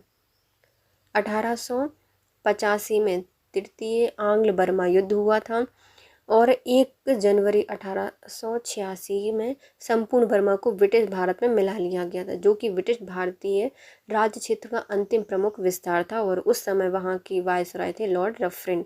तो डफरिन के समय 1885 में तृतीय आंग्ल बर्मा युद्ध हुआ और 1 जनवरी 1886 को बर्मा को ब्रिटिश साम्राज्य में मिला लिया था और इसी को कहा जाता है अंग्रेजी टाइम पीरियड का अंतिम प्रमुख विस्तार लॉर्ड डफरिन के समय हुआ था।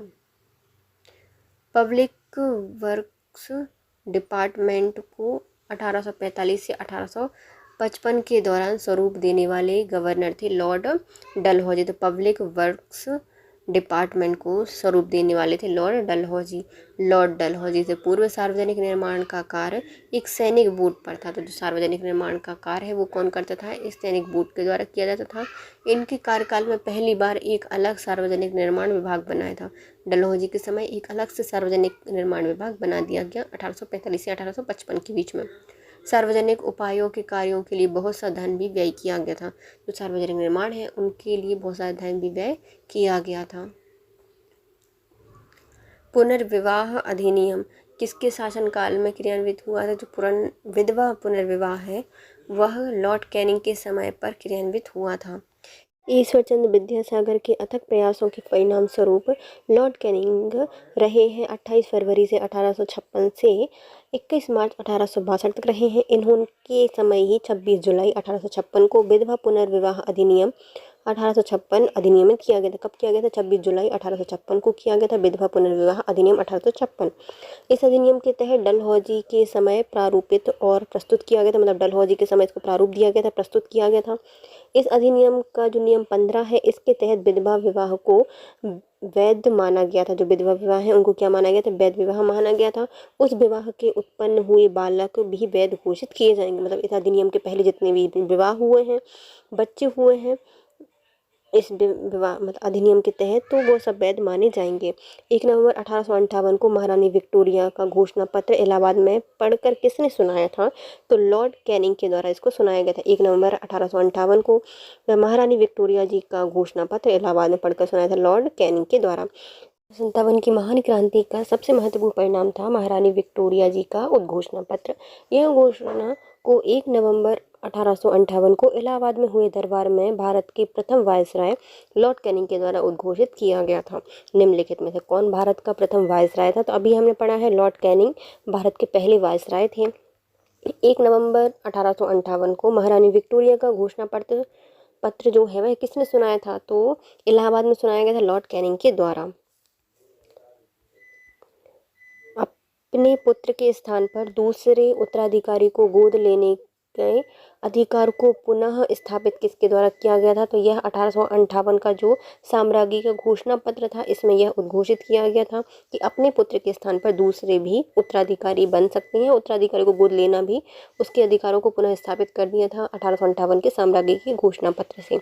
महारानी का उद्घोषणा को 1 नवंबर 1858 को इलाहाबाद में हुए दरबार में लॉर्ड कैनिंग के द्वारा उद्घोषित किया गया था। इसमें भारतीय देशी राज्यों के प्रतिनिधि को यह व्यापक रूप से परिवर्तित कर दिया गया था और ब्रिटिश साम्राज्य के लिए संभावित किसी संकटपन्न स्थिति से बचाव के लिए उसका प्रयोग करने के हेतु इन्हें तैयार किया गया था। विजय और विलय की नीति का पूर्णतः परित्याग कर दिया गया था और जो देसी राजा हैं उनके शासकों को उत्तराधिकारी गोद लेने की अनुमति भी दी गई थी। महारानी विक्टोरिया को भारत की साम्राज्ञी नियुक्त किया गया था 1858 के अधिनियम के तहत। और कब किया गया था? तो 1877 में इसको किया गया था, मतलब इनको किया गया था। राष्ट्रीय उपाधि अधिनियम रॉयल टाइटल एक्ट ब्रिटिश संसद द्वारा 1876 में पारित किया गया था। इस अधिनियम के तहत महारानी विक्टोरिया को 1 जनवरी 1877 को दिल्ली दरबार में भारत की साम्राज्ञी घोषित किया गया था। इसी प्रकार सम्राट एडवर्ड सप्तम को वर्ष 1909 में और मतलब 1903 में, जो एडवर्ड सप्तम है इनको 1903 में और जॉर्ज को वर्ष 1911 में भारत का सम्राट घोषित किया गया था। निम्नलिखित में से किस गवर्नर जनरल ने भारत में दास प्रथा को समाप्त किया था? तो ये जाने जाते हैं हमारे लॉर्ड एलनबरो को। लॉर्ड एलनबरो को भारत में दास प्रथा के समाप्त करने के लिए जाना जाता है। वर्ष 1843 के एक्ट 5 के द्वारा भारत में तत्कालीन गवर्नर जनरल लॉर्ड एलनबरो ने दास प्रथा का उन्मूलन किया था। इनका कार्यकाल 1842 से 1844 तक रहा है। निम्नलिखित योग में से कौन सा एक सही सुमेलित है, हमें बताना है। लॉर्ड कॉर्नवालिस के द्वारा स्थायी बंदोबस्त लाया गया था, तो ये सही है, पहला ही सही हो गया। सहायक संधि बेलेजली की है। डलहौजी का वो हड़प विभगत का सिद्धांत है, हड़प नीति वगैरह है ना। कॉर्नवालिस ने 1793 में स्थायी बंदोबस्त प्रणाली लागू की थी, जबकि चतुराईपूर्ण आक्रमणता की नीति या फिर निष्क्रियता की नीति को जॉन लॉरेंस के द्वारा, सहायक संधि को लॉर्ड वेलेजली के द्वारा और विभगत के सिद्धांत को लॉर्ड डलहौजी के सिद्धांत मतलब डलहौजी के द्वारा अपनाया गया था। भारतीय राष्ट्रीय कांग्रेस की स्थापना E.O. ह्यूम ने की थी लॉर्ड डफरिन के कार्यकाल में, जो कि 1884 से 1848 तक रहा था। निम्नलिखित में से कौन सा सुमेलित नहीं है? तो कॉर्नवालिस सुमेलित है, लॉर्ड वेलेजली के द्वारा सहायक संधि सुमेलित है, डलहौजी का विभगत का सिद्धांत सम्मिलित है, लेकिन लॉर्ड कैनिंग के समय उच्चतम निष्क्रियता नीति नहीं अपनाई थी, लॉरेंस के टाइम पे अपनाई गई थी निष्क्रियता की नीति। स्थायी बंदोबस्त किसके शासनकाल में प्रारंभ हुआ था? तो स्थायी बंदोबस्त आया है लॉर्ड कॉर्नवालिस के समय। लॉर्ड कॉर्नवालिस के समय। निम्नलिखित में से कौन सुमेलित नहीं है? तो कॉर्नवालिस के समय स्थायी बंदोबस्त आया था, बेरेजली की सहायक संधि आई थी, वॉरेन हेस्टिंग के समय दूसरा नहीं बल्कि तीसरा आंग्ल मराठा युद्ध हुआ था, तो ये, और विलियम बेंटिक के द्वारा 1929 में 17वां रेगुलेशन एक्ट आया था। द्वितीय आंग्ल मराठा युद्ध 1803 से 1805 तक के बीच में हुआ था और यह लॉर्ड वेलेजली के काल में हुआ था। लॉर्ड हेस्टिंग के काल में तीसरा और अंतिम आंग्ल मराठा युद्ध हुआ था। तो हेस्टिंग के समय पर तीसरा और अंतिम हुआ था, जबकि दूसरा आंग्ल मराठा युद्ध 1813 से 1815 के बीच में लॉर्ड वेलेजली के समय हुआ था। तीसरा आंग्ल मराठा युद्ध में मराठाओं के पराजय के पश्चात लॉर्ड हेस्टिंग ने पेशवाओं की गद्दी 1818 ईस्वी में समाप्त कर दी थी और इसके बाद पश्चिमी भारत में स्थित पेशवाओं का समस्त प्रदेश मुंबई प्रेसिडेंसी में सम्मिलित कर लिया गया था। इसके अतिरिक्त कंपनी ने बुंदेलखंड, मालवा और शेष भारत, जिस पर कि पेशवाओं का प्रभुत्व था, उस पर राजनीतिक अधिकार कर लिया था और ये तीनों सम्मिलित हैं, ये तीसरा नहीं था। पेशवाई को कब समाप्त किया था? तो 1818 में समाप्त किया था। किसके द्वारा? तो ये किया गया था लॉर्ड हेस्टिंग के द्वारा। निम्नलिखित में से किसने राजपूताना की देशी रियासतों के साथ वर्ष 1817 और 1818 की अधीनस्थ संधि की बातचीत की गई थी? तो ये की गई थी लॉर्ड मेटकॉफ के द्वारा। जो राजपूताना देशी रियासत हैं उनके साथ पर जो अधीनस्थ की संधि है वह चार्ल्स मेटकॉफ के समय की गई थी। राजपूताना की रियासतों के साथ वर्ष 1817 से 1818 की अधीनस्थ संधि की वार्ता चार्ल्स मेटकॉफ ने की थी। चार्ल्स हेस्टिंग ने राजपूताना पर ब्रिटिश सर्वोच्चता और मराठा पिंडारियों के प्रति राजपूताना की तटस्थता सुनिश्चित करने के लिए दिल्ली के तत्कालीन रेजिडेंट चार्ल्स मेटकॉफ को वार्ता के लिए बताया था। तो देखो, जो हमारे राजपूताना है वहाँ पर वार्ता किसके द्वारा की गई थी? चार्ल्स मेटकॉफ के द्वारा की गई थी 1817 से 1818 में। लॉर्ड हेस्टिंग ने राजपूताना पर जो सर्वोच्चता और जो मराठा पिंडारी हैं उनके प्रति राजपूतों की तटस्थता सुनिश्चित करने के लिए दिल्ली के तत्कालीन रेजिमेंट में जो रेजिडेंट हैं चार्ल्स मेडकोफ को बुलाया और उनसे वार्ता करवाई थी। निम्नलिखित में से कौन सा सम्मिलित नहीं है? तो लॉर्ड कॉर्नवालिस के द्वारा स्थायी बंदोबस्त सही है। लॉर्ड वेलेजली के द्वारा सहायक संधि भी सही है। सर जॉन शोर के द्वारा नेपाल युद्ध नहीं हुआ था। आंग्ल नेपाल युद्ध जॉन शोर के समय नहीं बल्कि वॉरेन हेस्टिंग के लॉर्ड हेस्टिंग के समय हुआ था, और लॉर्ड हेस्टिंग के समय भी तीसरा आंग्ल मराठा युद्ध हुआ था। आंग्ल नेपाली युद्ध लॉर्ड हेस्टिंग के टाइम पे हुआ था, तो आंग्ल नेपाली युद्ध लॉर्ड हेस्टिंग के टाइम पे हुआ था। 1814 में पहला युद्ध लड़ा गया, लेकिन कुछ विशेष सफलता नहीं मिली। फिर 1815 में दूसरा युद्ध लड़ा गया।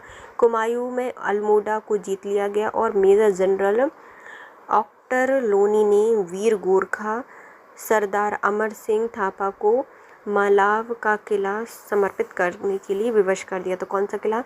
तो मलाव का किला समर्पित करने के लिए विवश कर दिया। किनको? जो गोरखा सरदार थे अमर सिंह थापा, उनको, इनके द्वारा, तो ऑक्टन लोनी के द्वारा उनको विवश कर दिया गया। ब्रिटिश सेना राजधानी काठमांडू से 30 मील की दूरी तक पहुंच गई थी और 2 दिसंबर 1815 को सुगोली की संधि लेखबद्ध की गई, और जिसमें 4 मार्च 1816 को अनुमोदित किया गया। कुमायूं, गढ़वाल और शिमला जिसे अंग्रेजों को सौंप दिया गया। कब इसको अनुमोदित किया गया था? 4 मार्च 1816 को इसको अनुमोदित किया गया था। निम्नलिखित में से कौन सा सही सुमेलित है, हमें बताना है। तो लॉर्ड एलनबरो के द्वारा अवध का विलीनीकरण किया गया था, तो ये तो गलत है। लॉर्ड डलहौजी ने सिंध का विलय किया था। लॉर्ड वेलेजली के द्वारा चतुर्थ आंग्ल मैसूर युद्ध हुआ था, तो ये सही है। जो तीसरा है, लॉर्ड वेलेजली के द्वारा चतुर्थ आंग्ल मैसूर युद्ध आयोजित किए गए थे। सर जॉन शोर तृतीय आंग्ल मराठा युद्ध इनके समय हुआ था, तो ये भी गलत है। तो हम उनको सही देखते हैं। तो हमारे जो लॉर्ड एलनबरो हैं, इनके समय सिंध का अंग्रेज राज्य में अगस्त 1843 में विलय हो गया था। तो किसका? तो एलनबरो ने सिंध को पानी भरवाया था। तो एलनबरो पानी भरो सिंध से बोला। सिंध का विलय अंग्रेजों के राज्य में किसके द्वारा कराया गया था? लॉर्ड एलनबरो ने कराया था। कब? 1843 में। लॉर्ड डलहौजी ने कुशासन के आरोप में 1856 में अवध का विलीनीकरण किया था। तो अवध को किसके द्वारा मिलाया गया था? लॉर्ड डलहौजी के द्वारा मिलाया गया था। कब? 1856 में। नेक्स्ट आते हैं लॉर्ड वेलेजली। इनके समय चतुर्थ आंग्ल मैसूर युद्ध हुआ था। तो लॉर्ड वेलेजली, इनके समय क्या हुआ था? चतुर्थ आंग्ल मैसूर युद्ध हुआ था, जो कि 1799 में हुआ था। 1799 में हुआ था।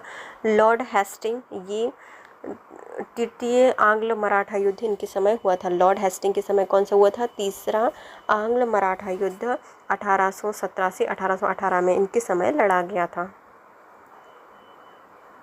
निम्नलिखित में से कौन सा सुमेलित नहीं है, हमें बताना है। तो लॉर्ड डलहौजी के समय अवध का विलय हुआ था। कब? 1856 के समय हुआ था। लॉर्ड डफरिन ने भारतीय राष्ट्रीय कांग्रेस की स्थापना की थी। डफरिन के समय हुई थी ना, 1885 में लॉर्ड डफरिन के समय हुई थी। लॉर्ड विलियम बेंटिक के समय चार्टर्ड एक्ट 1833 आया था, तो ये भी सही है। लॉर्ड लिटन प्रथम आंग्ल अफगान युद्ध के समय थे, तो ये गलत है। इसके समय ये नहीं थे बल्कि ऑकलैंड थे, तो डी इसमें गलत आता है। प्रथम आंग्ल अफगान युद्ध कब हुआ था? 1839 से 1842 के बीच में हुआ था। इस दौरान पर भारत के गवर्नर जनरल लॉर्ड ऑकलैंड थे। लॉर्ड लिटन के समय दूसरा आंग्ल अफगान युद्ध हुआ था, जो कि 1878 से 1880 के बीच में हुआ था। इस समय जो विकल्प डी है वो गलत है। निम्नलिखित में से चतुराईपूर्ण निष्क्रियता की नीति के साथ किसे जोड़ा जाता है? तो इसे जोड़ा जाता है लॉर्ड लॉरेंस के द्वारा। तो भैया ने कोई लालच वालच नहीं दिखाया, बल्कि चतुराईपूर्ण निष्क्रियता की नीति अपनाई। जॉन लॉरेंस के द्वारा इसको अपनाया गया था। चतुराईपूर्ण निष्क्रियता और आक्रमणता की कुशल आक्रमणता की नीति अपनाने वाले लॉर्ड लॉरेंस हैं। आंग्ल अफगान संबंधों के संदर्भ में भी लॉर्ड एलनबरो के काल में प्रारंभ होकर लॉर्ड नॉर्थब्रुक के काल तक चली थी। जो आक्रमणता की नीति है या फिर जो चतुराईपूर्ण निष्क्रियता की नीति है, यह आंग्ल अफगान संबंधों में स्टार्ट हुई थी लॉर्ड एलनबरो के समय, और लॉर्ड नॉर्थब्रुक और लॉरेंस के समय तक यह चली थी। इस नीति को प्रायः जॉन लॉरेंस के नाम से विशेष रूप से संबंधित किया जाता है। तो इसको किसके द्वारा? तो जो जॉन लॉरेंस हैं, इनके द्वारा इसको संबंधित किया जाता है, क्योंकि इसके वायसराय काल कब से 1864 से लेकर 1869 तक इस नीति का अनुसरण करने का स्पष्ट अवसर मिल गया था। इस नीति की रूपरेखा स्पष्ट रूप से निश्चित भी लॉर्ड लॉरेंस के द्वारा ही की गई थी। भारत में अंग्रेजों के समय प्रथम जनगणना हुई थी, तो कौन से अंग्रेज थे जिनके समय प्रथम जनगणना हुई थी? तो इनका नाम है लॉर्ड मेयो। मेयो के समय पहली जनगणना हुई थी, लॉर्ड मेयो के समय। भारत में अंग्रेजों के समय में प्रथम जनगणना लॉर्ड मेयो के समय पर हुई थी। 1869 से 1872 के बीच में हुई थी। इस काल में 1872 में प्रारंभ हुई, किंतु लॉर्ड रिपन के काल में नियमित जनगणना हुई थी, जो कि 1881 से हुई थी। लॉर्ड रिपन के समय नियमित और लॉर्ड मेयो के समय पहली जनगणना हुई थी 1872 में। वह कौन व्यक्ति था जिसने भारत में पहली बार जनगणना करवाई थी? तो जनसंख्या की गणना कराने वाले हैं लॉर्ड मेयो। सबसे पहले इन्होंने कराई थी 1872 में। किस वायसराय की हत्या अंडमान निकोबार द्वीप में जब वो भ्रमण कर रहे थे तो एक दंडित अपराधी के द्वारा की गई थी? तो इनका नाम है लॉर्ड मेयो। लॉर्ड मेयो की हत्या अंडमान निकोबार द्वीप समूह पर भ्रमण करते समय एक दंडित अपराधी के द्वारा की गई थी। लॉर्ड मेयो 1869 से 72 तक रहे हैं। इनकी हत्या अंडमान निकोबार द्वीप समूह के भ्रमण के दौरान एक कैदी द्वारा कर दी गई थी। लॉर्ड मेयो प्रथम गवर्नर जनरल हैं जिनकी हत्या उनके कार्यकाल में ही हुई थी। किस वायसराय की हत्या उनके कार्यकाल में ही हुई है? तो ये है लॉर्ड मेयो। अंडमान निकोबार द्वीप समूह में इनकी हत्या कर दी गई थी। अफगानिस्तान के प्रति एक जोश भरी उग्र फॉरवर्ड नीति का अनुसरण करने वाले गवर्नर कौन रहे हैं? तो ये हैं लॉर्ड लिटन। इन्हें जल्दी लिटन ने कहा है अफगानिस्तान के ऊपर एक जोशपूर्ण उग्रपूर्ण नीति का अनुसरण किया था। तो अफगानिस्तान के प्रति एक जोश भरी उग्र या अग्र फॉरवर्ड नीति का अनुसरण किया था किसके द्वारा? लॉर्ड लिटन के द्वारा।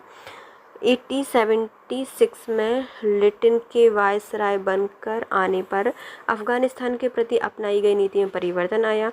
कुशल आक्रमणता की नीति के स्थान पर एक अग्रगामी नीति का अनुसरण होने लगा। अफगानिस्तान के प्रति आक्रामक नीति किस वायसराय ने अपनाई थी? तो ये हैं हमारे लॉर्ड लिटन। इनके द्वारा अफगानिस्तान के प्रति एक आक्रामक नीति अपनाई गई थी। कौन भारत का वायसराय सबसे दीर्घकाल तक रहा है? तो ऐसे कौन से वायसराय हैं जो कि बहुत समय तक रहे हैं? तो लॉर्ड कर्जन कर्ज लेकर रहे थे इसलिए बहुत समय तक चले, तो लॉर्ड कर्जन भारत में सबसे ज़्यादा समय तक रहने वाले गवर्नर हैं। ब्रिटिश वायसराय में भारत के विषय में सर्वाधिक जानकारी रखने वाले वायसराय लॉर्ड कर्जन का प्रश्नगत वायसराय में सबसे दीर्घ समय तक रहे हैं।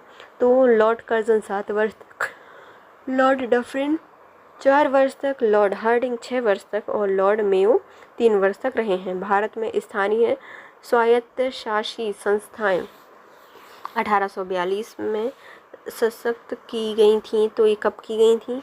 लॉर्ड रिपन के द्वारा। तो जो हमारे भारत में जो स्थानीय स्वायत्तशासी संस्थान हैं इनको 1882 में सशक्त करने की गई थी।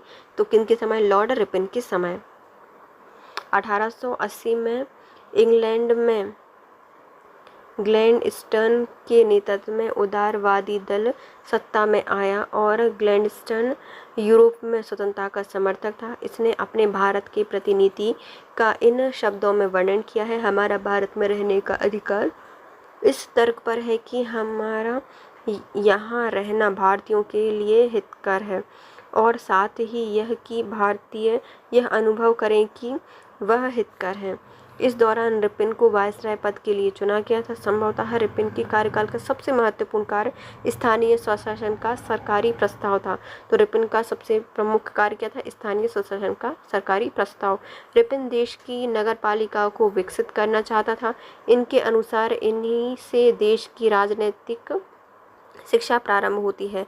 इस प्रस्ताव के तहत ग्रामीण प्रदेश में स्थानीय बोर्डों की स्थापना की गई थी। प्रत्येक जिले में जिला उप विभाग बनाया गया था। तालुका और तहसील बोर्ड बनाने की भी आज्ञा हुई थी। नगरों में नगरपालिकाएं स्थापित की गई थी और इन स्थानीय संस्थानों को निश्चित कार्य तथा आय के साधन भी दिए गए थे। मतलब वो निश्चित कार्य करते थे और उनको आय के कुछ साधन भी दिए गए थे।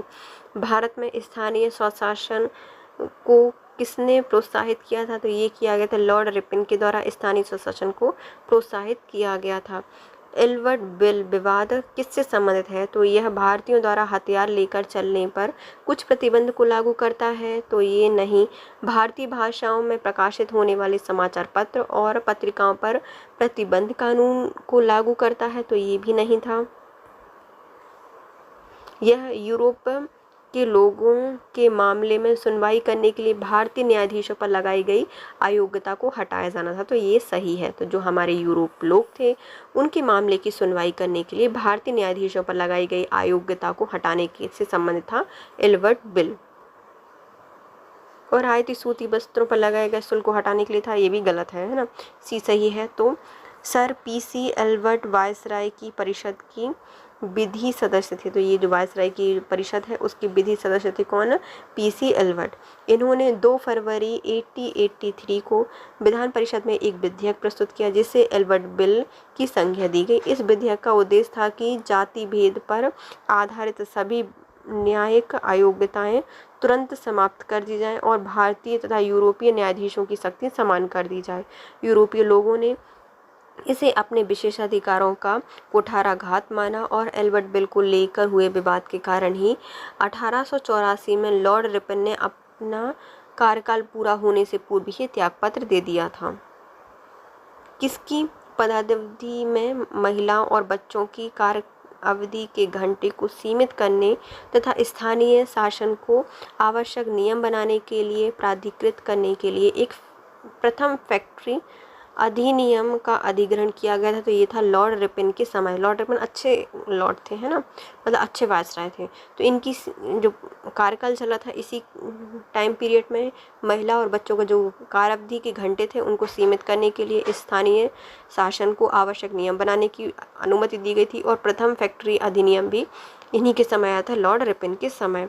लॉर्ड रिपन को ब्रिटिश भारत के वायसरायों में सबसे अधिक उदारवादी माना जाता है।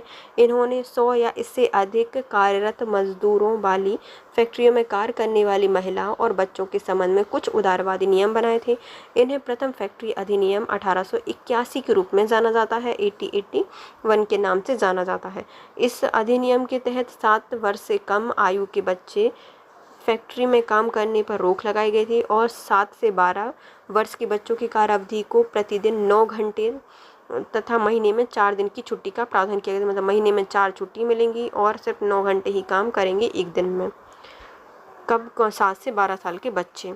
निम्नलिखित कथनों पर विचार कीजिए। पहला आता है फैक्ट्री एक्ट 1881 औद्योगिक कामगारों की मजदूरी नियत करने के लिए और कामगारों को मजदूर संघ बनाने की दृष्टि से पारित किया गया था। तो क्या ये सही है? तो ये सही नहीं है। दूसरा आता है NM लोखंडे ब्रिटिश भारत में मजदूर आंदोलन संगठित करने में अग्रिम रहे थे। तो ये सही है। जो हमारा सेकंड ऑप्शन है वो सही है। NM लोखंडे हैं, वह ब्रिटिश भारत में मजदूर आंदोलन संगठित करने में अग्रिम रहे थे या अग्रगामी रहे थे। प्रथम कारखाना अधिनियम 1881 में पारित किया गया था, परंतु यह अधिनियम अपर्याप्त मापदंडों जैसे साबित हुआ था। इसमें केवल ऐसे मजदूर जो बच्चे थे उन्हीं की सुरक्षा से संबंधित प्रावधान किए गए थे। इस अधिनियम में महिला मजदूरों से संबंधित कोई भी प्रावधान नहीं किया गया था। अतः इस अधिनियम से मजदूर सामान्यतः निराश थे। NM लोखंडे भारत में मजदूर आंदोलन संगठित करने में अग्रगामी रहे थे। 19वीं शताब्दी में वे न केवल हथकरघा और कपड़े की मिलों में मजदूरों की दयनीय स्थिति में सुधार करने के लिए याद किए जाते हैं, बल्कि जाति और संप्रदाय जैसे मुद्दों पर भी उन्होंने साहसिक पहल की थी। इसलिए जो केवल दूसरा ऑप्शन है या कथन है वह सत्य है। निम्नलिखित में से किसे भारत में स्थानीय स्वायत्त शासन का जनक माना जाता है? तो ये माने जाते हैं लॉर्ड रिपन को माना जाता है स्थानीय स्वशासन या स्थानीय स्वायत्त शासन का जनक माना जाता है लॉर्ड रिपन को। लॉर्ड रिपन के कार्यकाल में प्रस्तुत स्थानीय स्वशासन प्रस्ताव 1882 में आया था। भारत में आधुनिक स्थानीय स्वशासन को प्रारंभ माना जाता है। लॉर्ड रिपन को स्थानीय स्वशासन का पिता कहा जाता है। इन्होंने प्रांतीय सरकारों को आज्ञा दी थी कि वह प्रांतीय और स्थानीय नागरिक वित्तीय संसाधनों का एक सर्वेक्षण करें जिससे वह निश्चय किया जा सके कि किन किन मदों का आम व्यय स्थानीय प्रशासन के सुपुर्द किया जा सकता है। तो इन्होंने सर्वेक्षण करने के लिए कहा था। निम्नलिखित में से कौन सा युग्म सुमेलित नहीं है, हमें बताना है। तो स्थानीय स्वशासन लॉर्ड रिटन के टाइम पे नहीं आया था, बल्कि रिपन के टाइम पे आया था। तो पहला ही गलत है, तो ये पहला आंसर हो जाएगा। सहायक संधि लॉर्ड वेलेजली लेकर आए थे। राज अपहरण नीति जो कि डॉक्ट्राइन ऑफ लैप्स है, ये डलहौजी लेकर आए थे। और स्थानीय बंदोबस्त लॉर्ड कार्नवालिस के द्वारा लाई गई थी। स्थानीय बंदोबस्त, अच्छे से कानून का बंदोबस्त करो। अपहरण डलहौजी डालो अपहरण करके। और सहायक संधि तो वेलेजली सहायता की और इन्हें जला दिया सब कुछ, वेलेजली के द्वारा स्टार्ट की गई थी। और स्थानीय स्वशासन के लिए जाने जाते हैं रिपन। सूची 1 को 2 से मिलाना है और नीचे दिए गए जो कूट हैं उनमें सही उत्तर बताने हैं। तो पहले आते हैं हमारे क्लाइव। तो क्लाइव के समय पे क्या स्टार्ट किया गया था, तो बंगाल में दोहरा शासन लगाया गया था। द्वैत शासन क्लाइव के द्वारा स्टार्ट किया गया था। फिर आते हैं विलियम बेंटिक, इनके द्वारा अंग्रेजी शिक्षा प्रारंभ की गई थी। चार्ल्स मेटकॉफ के द्वारा प्रेस पर प्रतिबंध हटाया गया था, इसलिए चार्ल्स मेटकॉफ को क्या कहा जाता है, प्रेस का मुक्तिदाता कहा जाता है। कर्जन के समय बंग विभाजन हुआ था, या फिर जो बंगाल का विभाजन है वह कर्जन के समय हुआ था। तो चलिए हम देखते हैं। क्लाइव ने 1765 में बंगाल में द्वैत शासन प्रणाली लागू की थी। बेंटिक के काल में ही मैकाले द्वारा आधुनिक शिक्षा की नींव रखी गई थी। अपने प्रस्तावों में मैकाले की योजना यह थी कि एक ऐसा वर्ग बनाया जाए जो कि रंग और रक्त से तो भारतीय हो, परंतु प्रवृत्ति और नैतिकता तथा बुद्धि से अंग्रेज हो। मैकाले का विचार 7 मार्च 1835 को एक प्रस्ताव द्वारा अनुमोदित किया गया था, जिसमें यह निश्चित हुआ कि उच्च स्तरीय प्रशासन की भाषा अंग्रेजी होनी चाहिए। चार्ल्स मेटकॉफ ने प्रेस पर प्रतिबंध हटाया था, इसलिए इन्हें समाचार पत्रों का मुक्तिदाता भी कहा जाता है। लॉर्ड कर्जन के काल में ही वर्ष 1905 में बंगाल का विभाजन हुआ था, इसलिए बंग विभाजन किसके समय हुआ था, कर्जन के समय। सूची 1 को 2 से मिलानी है और नीचे दिए गए कूट में सही उत्तर बताना है। तो पहले आते हैं हमारे लॉर्ड डलहौजी। डलहौजी ने क्या किया था, विभगत का सिद्धांत, सब कुछ हड़प लिया था। राज हड़प करने का सिद्धांत किसके द्वारा दिया गया था, लॉर्ड डलहौजी के द्वारा दिया गया था। लॉर्ड आते हैं हमारे विलियम बेंटिक। इन्होंने सती प्रथा पर निषेध प्रतिबंध लगाया था। लॉर्ड विलियम बेंटिक ने क्या किया था, सती प्रथा पर निषेध लगाया था। लॉर्ड रिपन, इनको कहा जाता है जो हमारे स्थानीय स्वशासन है उनका जनक माना जाता है। तो स्वायत्त शासन लॉर्ड रिपन के द्वारा लाया गया था। नेक्स्ट आते हैं लॉर्ड कर्जन, इनके समय बंगाल विभाजन हुआ था 1905 में। तो चलिए हम देखते हैं। पहले आता है विभगत का सिद्धांत, डलहौजी लेकर आए थे। 1848 से 1856 में ये जुड़े थे। इस सिद्धांत के द्वारा कुछ महत्वपूर्ण रियासतें जैसे कि सतारा, जैतपुर, संभलपुर, बाघात, उदयपुर, झांसी, नागपुर का विलय किया गया था। विलियम बेंटिक ने 1829 में 7वें नियम के द्वारा सती प्रथा का अंत कर दिया था। लॉर्ड रिपन के काल में सबसे पहले कार्य स्थानीय स्वशासन पर सरकारी प्रस्ताव आया था। बंगाल का विभाजन 1905 में हुआ था और यह कर्जन के समय हुआ था। निम्नलिखित में से कौन सी जोड़ी है जो कि सुमेलित है, हमें पहले अब गवर्नर जनरल बताने हैं और उनसे संबंधित घटनाएं बतानी है। तो पहले आता है लॉर्ड कार्नवालिस के द्वारा रेगुलेटिंग एक्ट आया था। रेगुलेटिंग एक्ट कार्नवालिस के समय नहीं आया था, तो पहला गलत हो जाएगा। लॉर्ड वेलेजली ने स्थायी बंदोबस्त नहीं बल्कि सती प्रथा के लिए जाने जाते हैं, और स्थानीय जो स्थायी बंदोबस्त वगैरह है वो इनके द्वारा जाना जाता है ना। लॉर्ड एरनबरो, सिंधी विलय इनके द्वारा कराई गई थी। जो लॉर्ड एलनबरो हैं इनके द्वारा सिंध का विलय कराया गया था। सिंध का विलय कराया गया था। लॉर्ड एलनबरो ने 1842 से 1844 के समय रहे हैं। इन्होंने 1843 में सिंध का विलय भारत में या ब्रिटिश साम्राज्य में राज्य में कर लिया था। भारतीय पुरातत्व सर्वेक्षण की स्थापना किनके काल पर हुई थी, तो जो हमारे लॉर्ड कर्जन हैं इनके समय पर भारतीय पुरातत्व सर्वेक्षण की स्थापना की गई थी। किनके समय, लॉर्ड कर्जन के समय। भारत में पुरातत्व सर्वेक्षण संबंधी प्रयास 1784 में किए गए थे, कलकत्ता में विलियम जोन्स के द्वारा। तो सबसे पहले प्रयास कब किए गए हैं, 1784 में कलकत्ता में विलियम जोन्स के द्वारा। इन्होंने क्या किया था, एशियाटिक सोसाइटी की स्थापना। 1861 में लॉर्ड कैनिंग आए, इनके द्वारा अलेक्जेंडर कनिंघम को प्रथम पुरातात्विक सर्वेक्षक नियुक्त किया गया था। लॉर्ड कैनिंग ने क्या कर दिया, तो कोई था ही नहीं, तो एक सर्वेक्षक की जरूरत होगी ना पुरातात्विक करने के लिए, तो पुरातात्विक सर्वेक्षक की नियुक्ति कर दी, जो कि थे अलेक्जेंडर कनिंघम। लॉर्ड कैनिंग के द्वारा 1861 में इनको नियुक्त किया गया था। फिर 10 साल बाद 1871 में क्या हुआ, पुरातात्विक सर्वेक्षण के लिए सरकार ने एक अलग से विभाग बना दी। भैया वो जो सर्वेक्षक है वो बैठेंगे कहाँ, तो एक अलग से विभाग बना दिया 10 साल बाद 1871 में पुरातात्विक सर्वेक्षण के लिए अलग से विभाग बना दिया गया। लॉर्ड कर्जन के काल जो कि 1899 से 1905 तक चलता है, कर्जन का टाइम है ये, है ना। इस दौरान इन्होंने 1901 में भारतीय पुरातत्व सर्वेक्षण को एकीकृत और केंद्रीकृत स्वरूप देते हुए जॉन मार्शल को एक नया महानिर्देशक नियुक्त किया था। किनको किया था, जॉन मार्शल को किया था। किसके द्वारा, कर्जन के द्वारा। इन्होंने क्या किया था, तो भारतीय पुरातत्व सर्वेक्षण को एकीकृत और केंद्रीकृत स्वरूप दिया था 1901 में, और जॉन मार्शल हैं उनको इसका महानिर्देशक नियुक्त कर दिया था। भारतीय पुरातत्व सर्वेक्षण की स्थापना कब हुई है, तो ये किसके समय हुई है, तो जो हमारे भारतीय पुरातत्व सर्वेक्षण है इसकी स्थापना का श्रेय जाता है लॉर्ड कर्जन के काल को। निम्नलिखित में से किसने पुरातत्व सर्वेक्षण विभाग की स्थापना की है, जो हमारा पुरातत्व सर्वेक्षण विभाग है इसकी स्थापना किसके द्वारा की गई थी, हमारे इनके टाइम पे विलियम जोन्स के द्वारा की गई थी। इसमें ऑप्शन ही नहीं था इसलिए ये गलत कर दिया गया है। 1771 में पुरातात्विक सर्वेक्षण विभाग बनाया गया था। उस समय governor general earl of Mayo थे तथा duke of Argyll secretary of state थे। अर्गिल के सुझाव पर ही पुरातत्व विभाग बनाया गया था। दिए गए विकल्प में ना मेयो है ना ही अर्गिल है, किसी का भी नाम नहीं दिया गया है, और छत्तीसगढ़ जो लोक सेवा आयोग है इसलिए इसको प्रश्न को निरस्त कर देती है। प्राचीन स्मारक संरक्षण एक्ट किस गवर्नर जनरल के कार्यकाल में आया था, तो जो प्राचीन स्मारक संरक्षण एक्ट है ये आया था लॉर्ड कर्जन के समय 1904 में। प्राचीन स्मारक संरक्षण अधिनियम 1904 के द्वारा लॉर्ड कर्जन ने भारत में पहली बार ऐतिहासिक इमारतों की सुरक्षा एवं मरम्मत की ओर ध्यान देते हुए 50,000 पाउंड की धनराशि का आवंटन किया था। भारत के कर्जन के प्रशासन की तुलना औरंगजेब से किसके द्वारा की गई थी, तो जो कर्जन का शासनकाल है इसकी तुलना औरंगजेब से की गई थी। किसके द्वारा, तो जी.के. गोखले के द्वारा,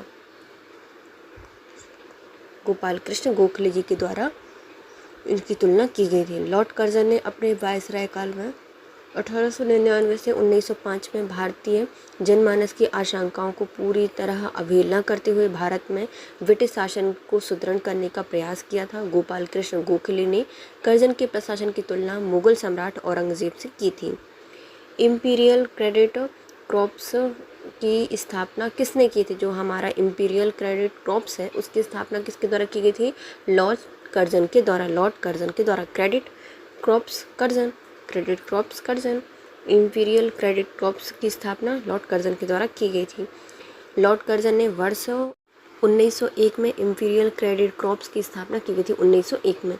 इसका उद्देश्य देशीय नरेशों के राजकुमार एवं सामंतों के पुत्रों को सैनिक शिक्षा का प्रावधान करना था। मतलब ये क्या करेंगे, उनका प्रबंध करेंगे। राजकुमार और जो सामंत हैं देसी नरेशों के, उनकी शिक्षा से संबंधित प्रावधान करेंगे। क्या है, इम्पीरियल क्रेडिट क्रॉप्स की स्थापना की गई थी 1901 में कर्जन के कार्य पीरियड में। भारत में ब्रिटिश साम्राज्य के दौरान निम्नलिखित वायसराय पर विचार कीजिए। इनकी हमें पदावधि का सही क्रम लगाना है, तो किसकी पदावधि कितनी है।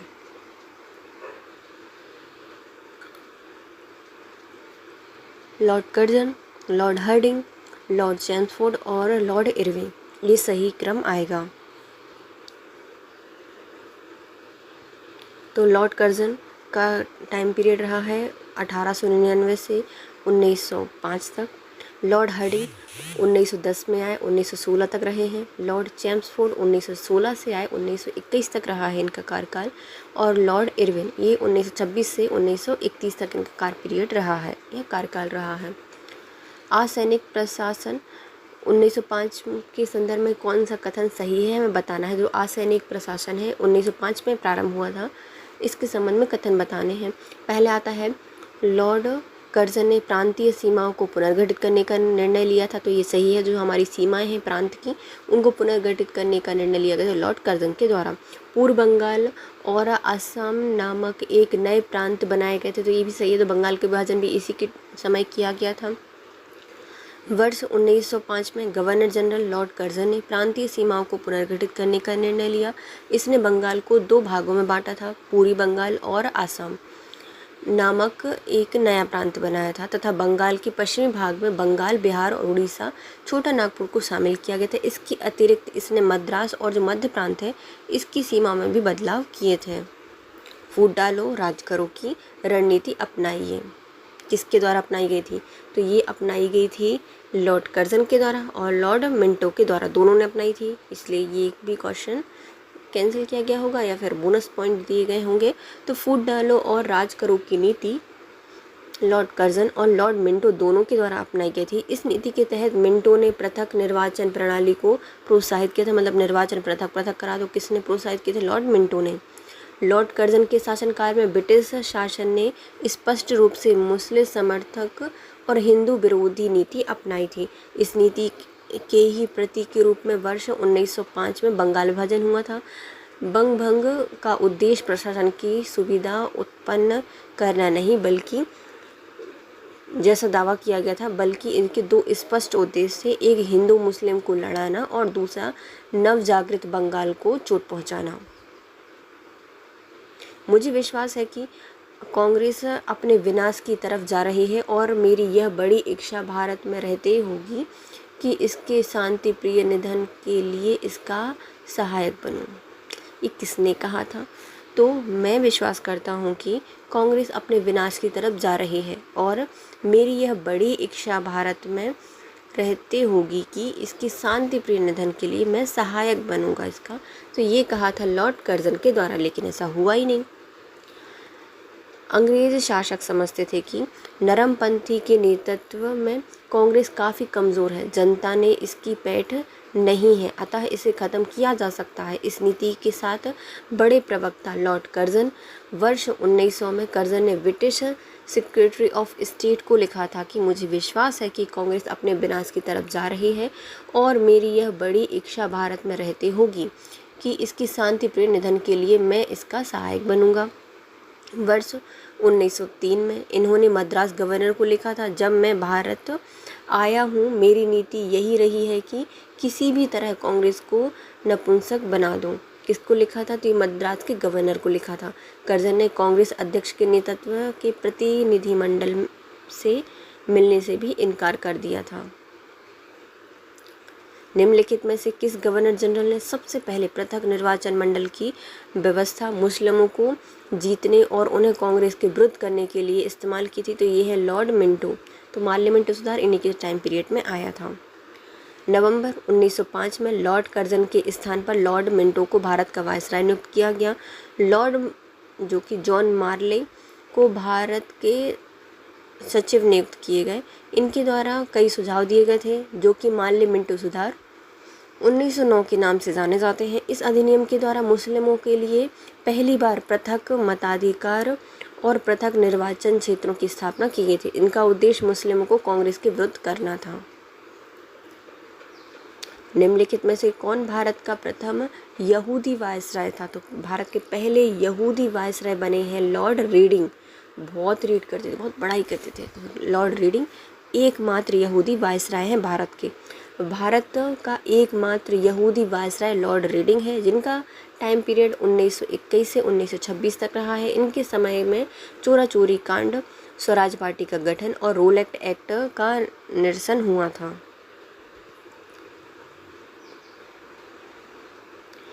निम्नलिखित युग्म में से कौन सा सही सम्मिलित नहीं है? तो बताना है। तो हमारा पिट्स इंडिया एक्ट किन के समय आया था? लॉर्ड हेस्टिंग मतलब वॉरेन हेस्टिंग के समय आया था। डॉक्ट्राइन ऑफ लेफ्ट हड़प नीति यह डलहौजी के द्वारा दी गई थी। वर्नाकुलर प्रेस एक्ट ये तो लिटिन के टाइम पे आया था, ना कि कर्जन के समय। और एल्बर्ट विल रिपन के टाइम पर आया था, रैप करके दिया था एल्बर्ट विल रिपन के समय। वर्नाकुलर प्रेस एक्ट भारतीय भाषा समाचार पत्र अधिनियम 1878 में लॉर्ड लिटिन के टाइम पर आया था। इस अधिनियम को मुंह बंद करने वाला अधिनियम भी कहा गया था।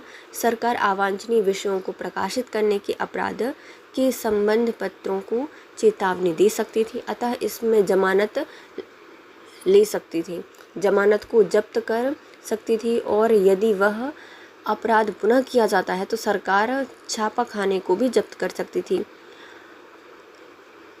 आर्स्किन पेरी ने इस अधिनियम को विपरीतगामी और असंगत और भारत की भावी प्रगति के लिए घातक पग बताया था। S.N. बनर्जी ने इन्हें आकाश से वज्रपात कहा था। इस अधिनियम के अधीन सोमप्रकाश, भारत मेहर, ढाका प्रकाश, सहचर और अन्य अनेक समाचार पत्रों के विरुद्ध मामले दर्ज किए गए थे। निम्नलिखित में से कौन सा युग्म सुमेलित नहीं है? तो ठगी प्रथा का दमन किसके द्वारा किया गया है? विलियम बेंटिक ने किया है। एल्बर्ट बिल लॉर्ड रिपन के समय पर आया था। रिंग फेंस की नीति जो है वह वॉरेन हेस्टिंग के टाइम पर आई थी। हैंटर से फेंसिंग कर दी, तो रिंग फेंस की नीति कब आई थी, किनके टाइम पीरियड में आई थी? तो वॉरेन हेस्टिंग के समय आई थी। और वर्नाकुलर प्रेस एक्ट लिटन के समय आया था, ना कि कर्जन के समय। तो डी गलत है। ब्रिटिश भारत की राजधानी का कलकत्ता से दिल्ली स्थानांतरण किनके समय में किया गया था? तो कलकत्ता से दिल्ली राजधानी गई है लॉर्ड हार्डिंग के समय। वायसराय लॉर्ड हार्डिंग के समय भारत की राजधानी को कलकत्ता से दिल्ली स्थानांतरित किया गया था। वायसराय लॉर्ड हार्डिंग ने वर्ष 1911 में जॉर्ज पंचम और महारानी मैरी को भारत बुलाया। दिल्ली में भव्य दरबार का आयोजन किया गया। इसे दिल्ली दरबार तृतीय के नाम से जाना जाता है। इस दिल्ली दरबार में बंगाल विभाजन को रद्द कर दिया गया था और राजधानी का स्थानांतरण की घोषणा की गई थी। सही जोड़े बनाइए और कूटनीति का सही उत्तर बताइए। तो चूक का सिद्धांत या फिर हड़प नीति डॉक्ट्राइन ऑफ लेफ्ट्स किनके समय आई है? तो ये डलहौजी के द्वारा दी गई थी। बंगाल का विभाजन लॉर्ड कर्जन ने किया है। बंगाल में दोहरा शासन तो लॉर्ड क्लाइव के द्वारा लगाया गया था। द्वैत शासन और सामाजिक सुधार विलियम बेंटिक के द्वारा किए गए हैं। तो चूक का सिद्धांत या हड़प नीति डॉक्ट्राइन ऑफ लेफ्ट्स डलहौजी के समय, बंगाल का विभाजन कर्जन के समय, बंगाल में दोहरा शासन क्लाइव ने लगाया था और सामाजिक सुधार विलियम बेंटिक के द्वारा किए गए थे। सूची 1 को सूची 2 से मिलाना है। तो पहले आते हैं बंगाल में फोर्ट विलियम प्रेसिडेंसी का गवर्नर जनरल रेगुलेटिंग एक्ट 1773 के अधीन बनाया गया था। तो इसका ऑप्शन है 3। चार्ल कार्नवालिस का दूसरा अर्ल और पहला मार्कस चार्ल कार्नवालिस। भारत का गवर्नर जनरल चार्टर्ड एक्ट 1833 के अधीन कौन बने थे? तो ये बने थे James Andrews Brown Ramsay. Dalhousie का earl marquess. James Andrews Brown Ramsay, Dalhousie का अर्ल मार्कस। भारत का गवर्नर जनरल और वायसराय इंडियन काउंसिल एक्ट 1858 के अधीन ये हैं Gilbert John Elliot Murray Kynynmound Minto का earl. Gilbert John Elliot Murray Kynynmound Minto का अर्ल।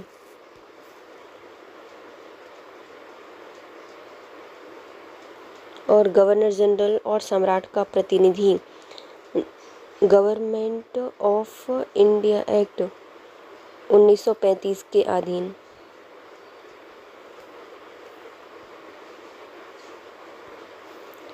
आर्कविल्ड पर्सिवल बिवेल बाइकाउंट और अर्ल बिवेल।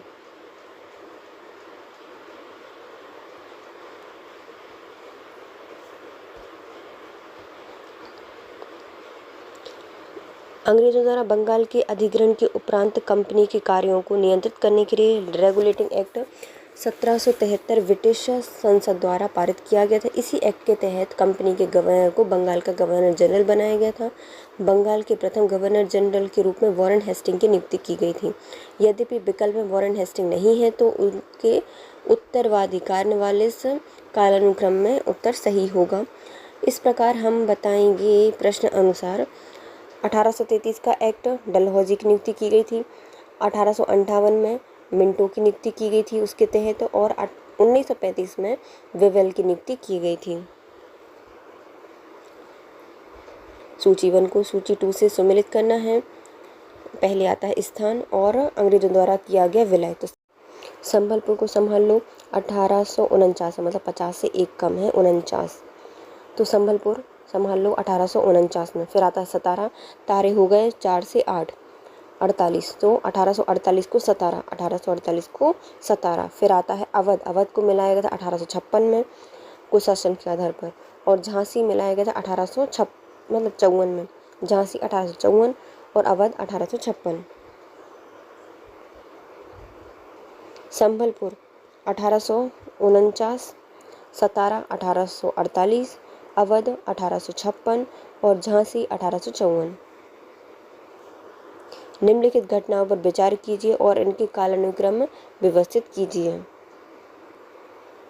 पहले सिक्किम का विलय किया गया था, फिर पंजाब, फिर झांसी और फिर बर्मा। पहले सिक्किम, पंजाब, झांसी और बर्मा।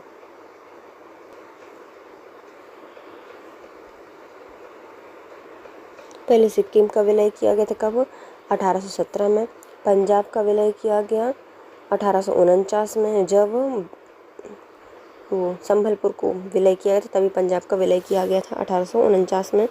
झांसी का विलय 1854 में और बर्मा का विलय 1886 में। ध्यान तलब है कि ब्रिटिश साम्राज्य के तहत सिक्किम का विलय नहीं किया गया था। इसके 7 फरवरी 1817 में सिर्फ सहायक संधि की गई थी। इस प्रकार जो हमारा डी है वह सर्वाधिक तर्कसंगत रह सकता है, ऑप्शन। निम्नलिखित में से किस वायसराय के कार्यकाल में भारतीयों को राय बहादुर और खान बहादुर की उपाधि प्रदान करना प्रारंभ किया था? तो कौन सा वायसराय जिसने भारतीयों को राय बहादुर की और खान बहादुर की उपाधि दी थी? तो इनमें से कोई नहीं, उपयुक्त में से एक से अधिक थे, इसलिए हम इसका ऑप्शन नहीं लगाएंगे।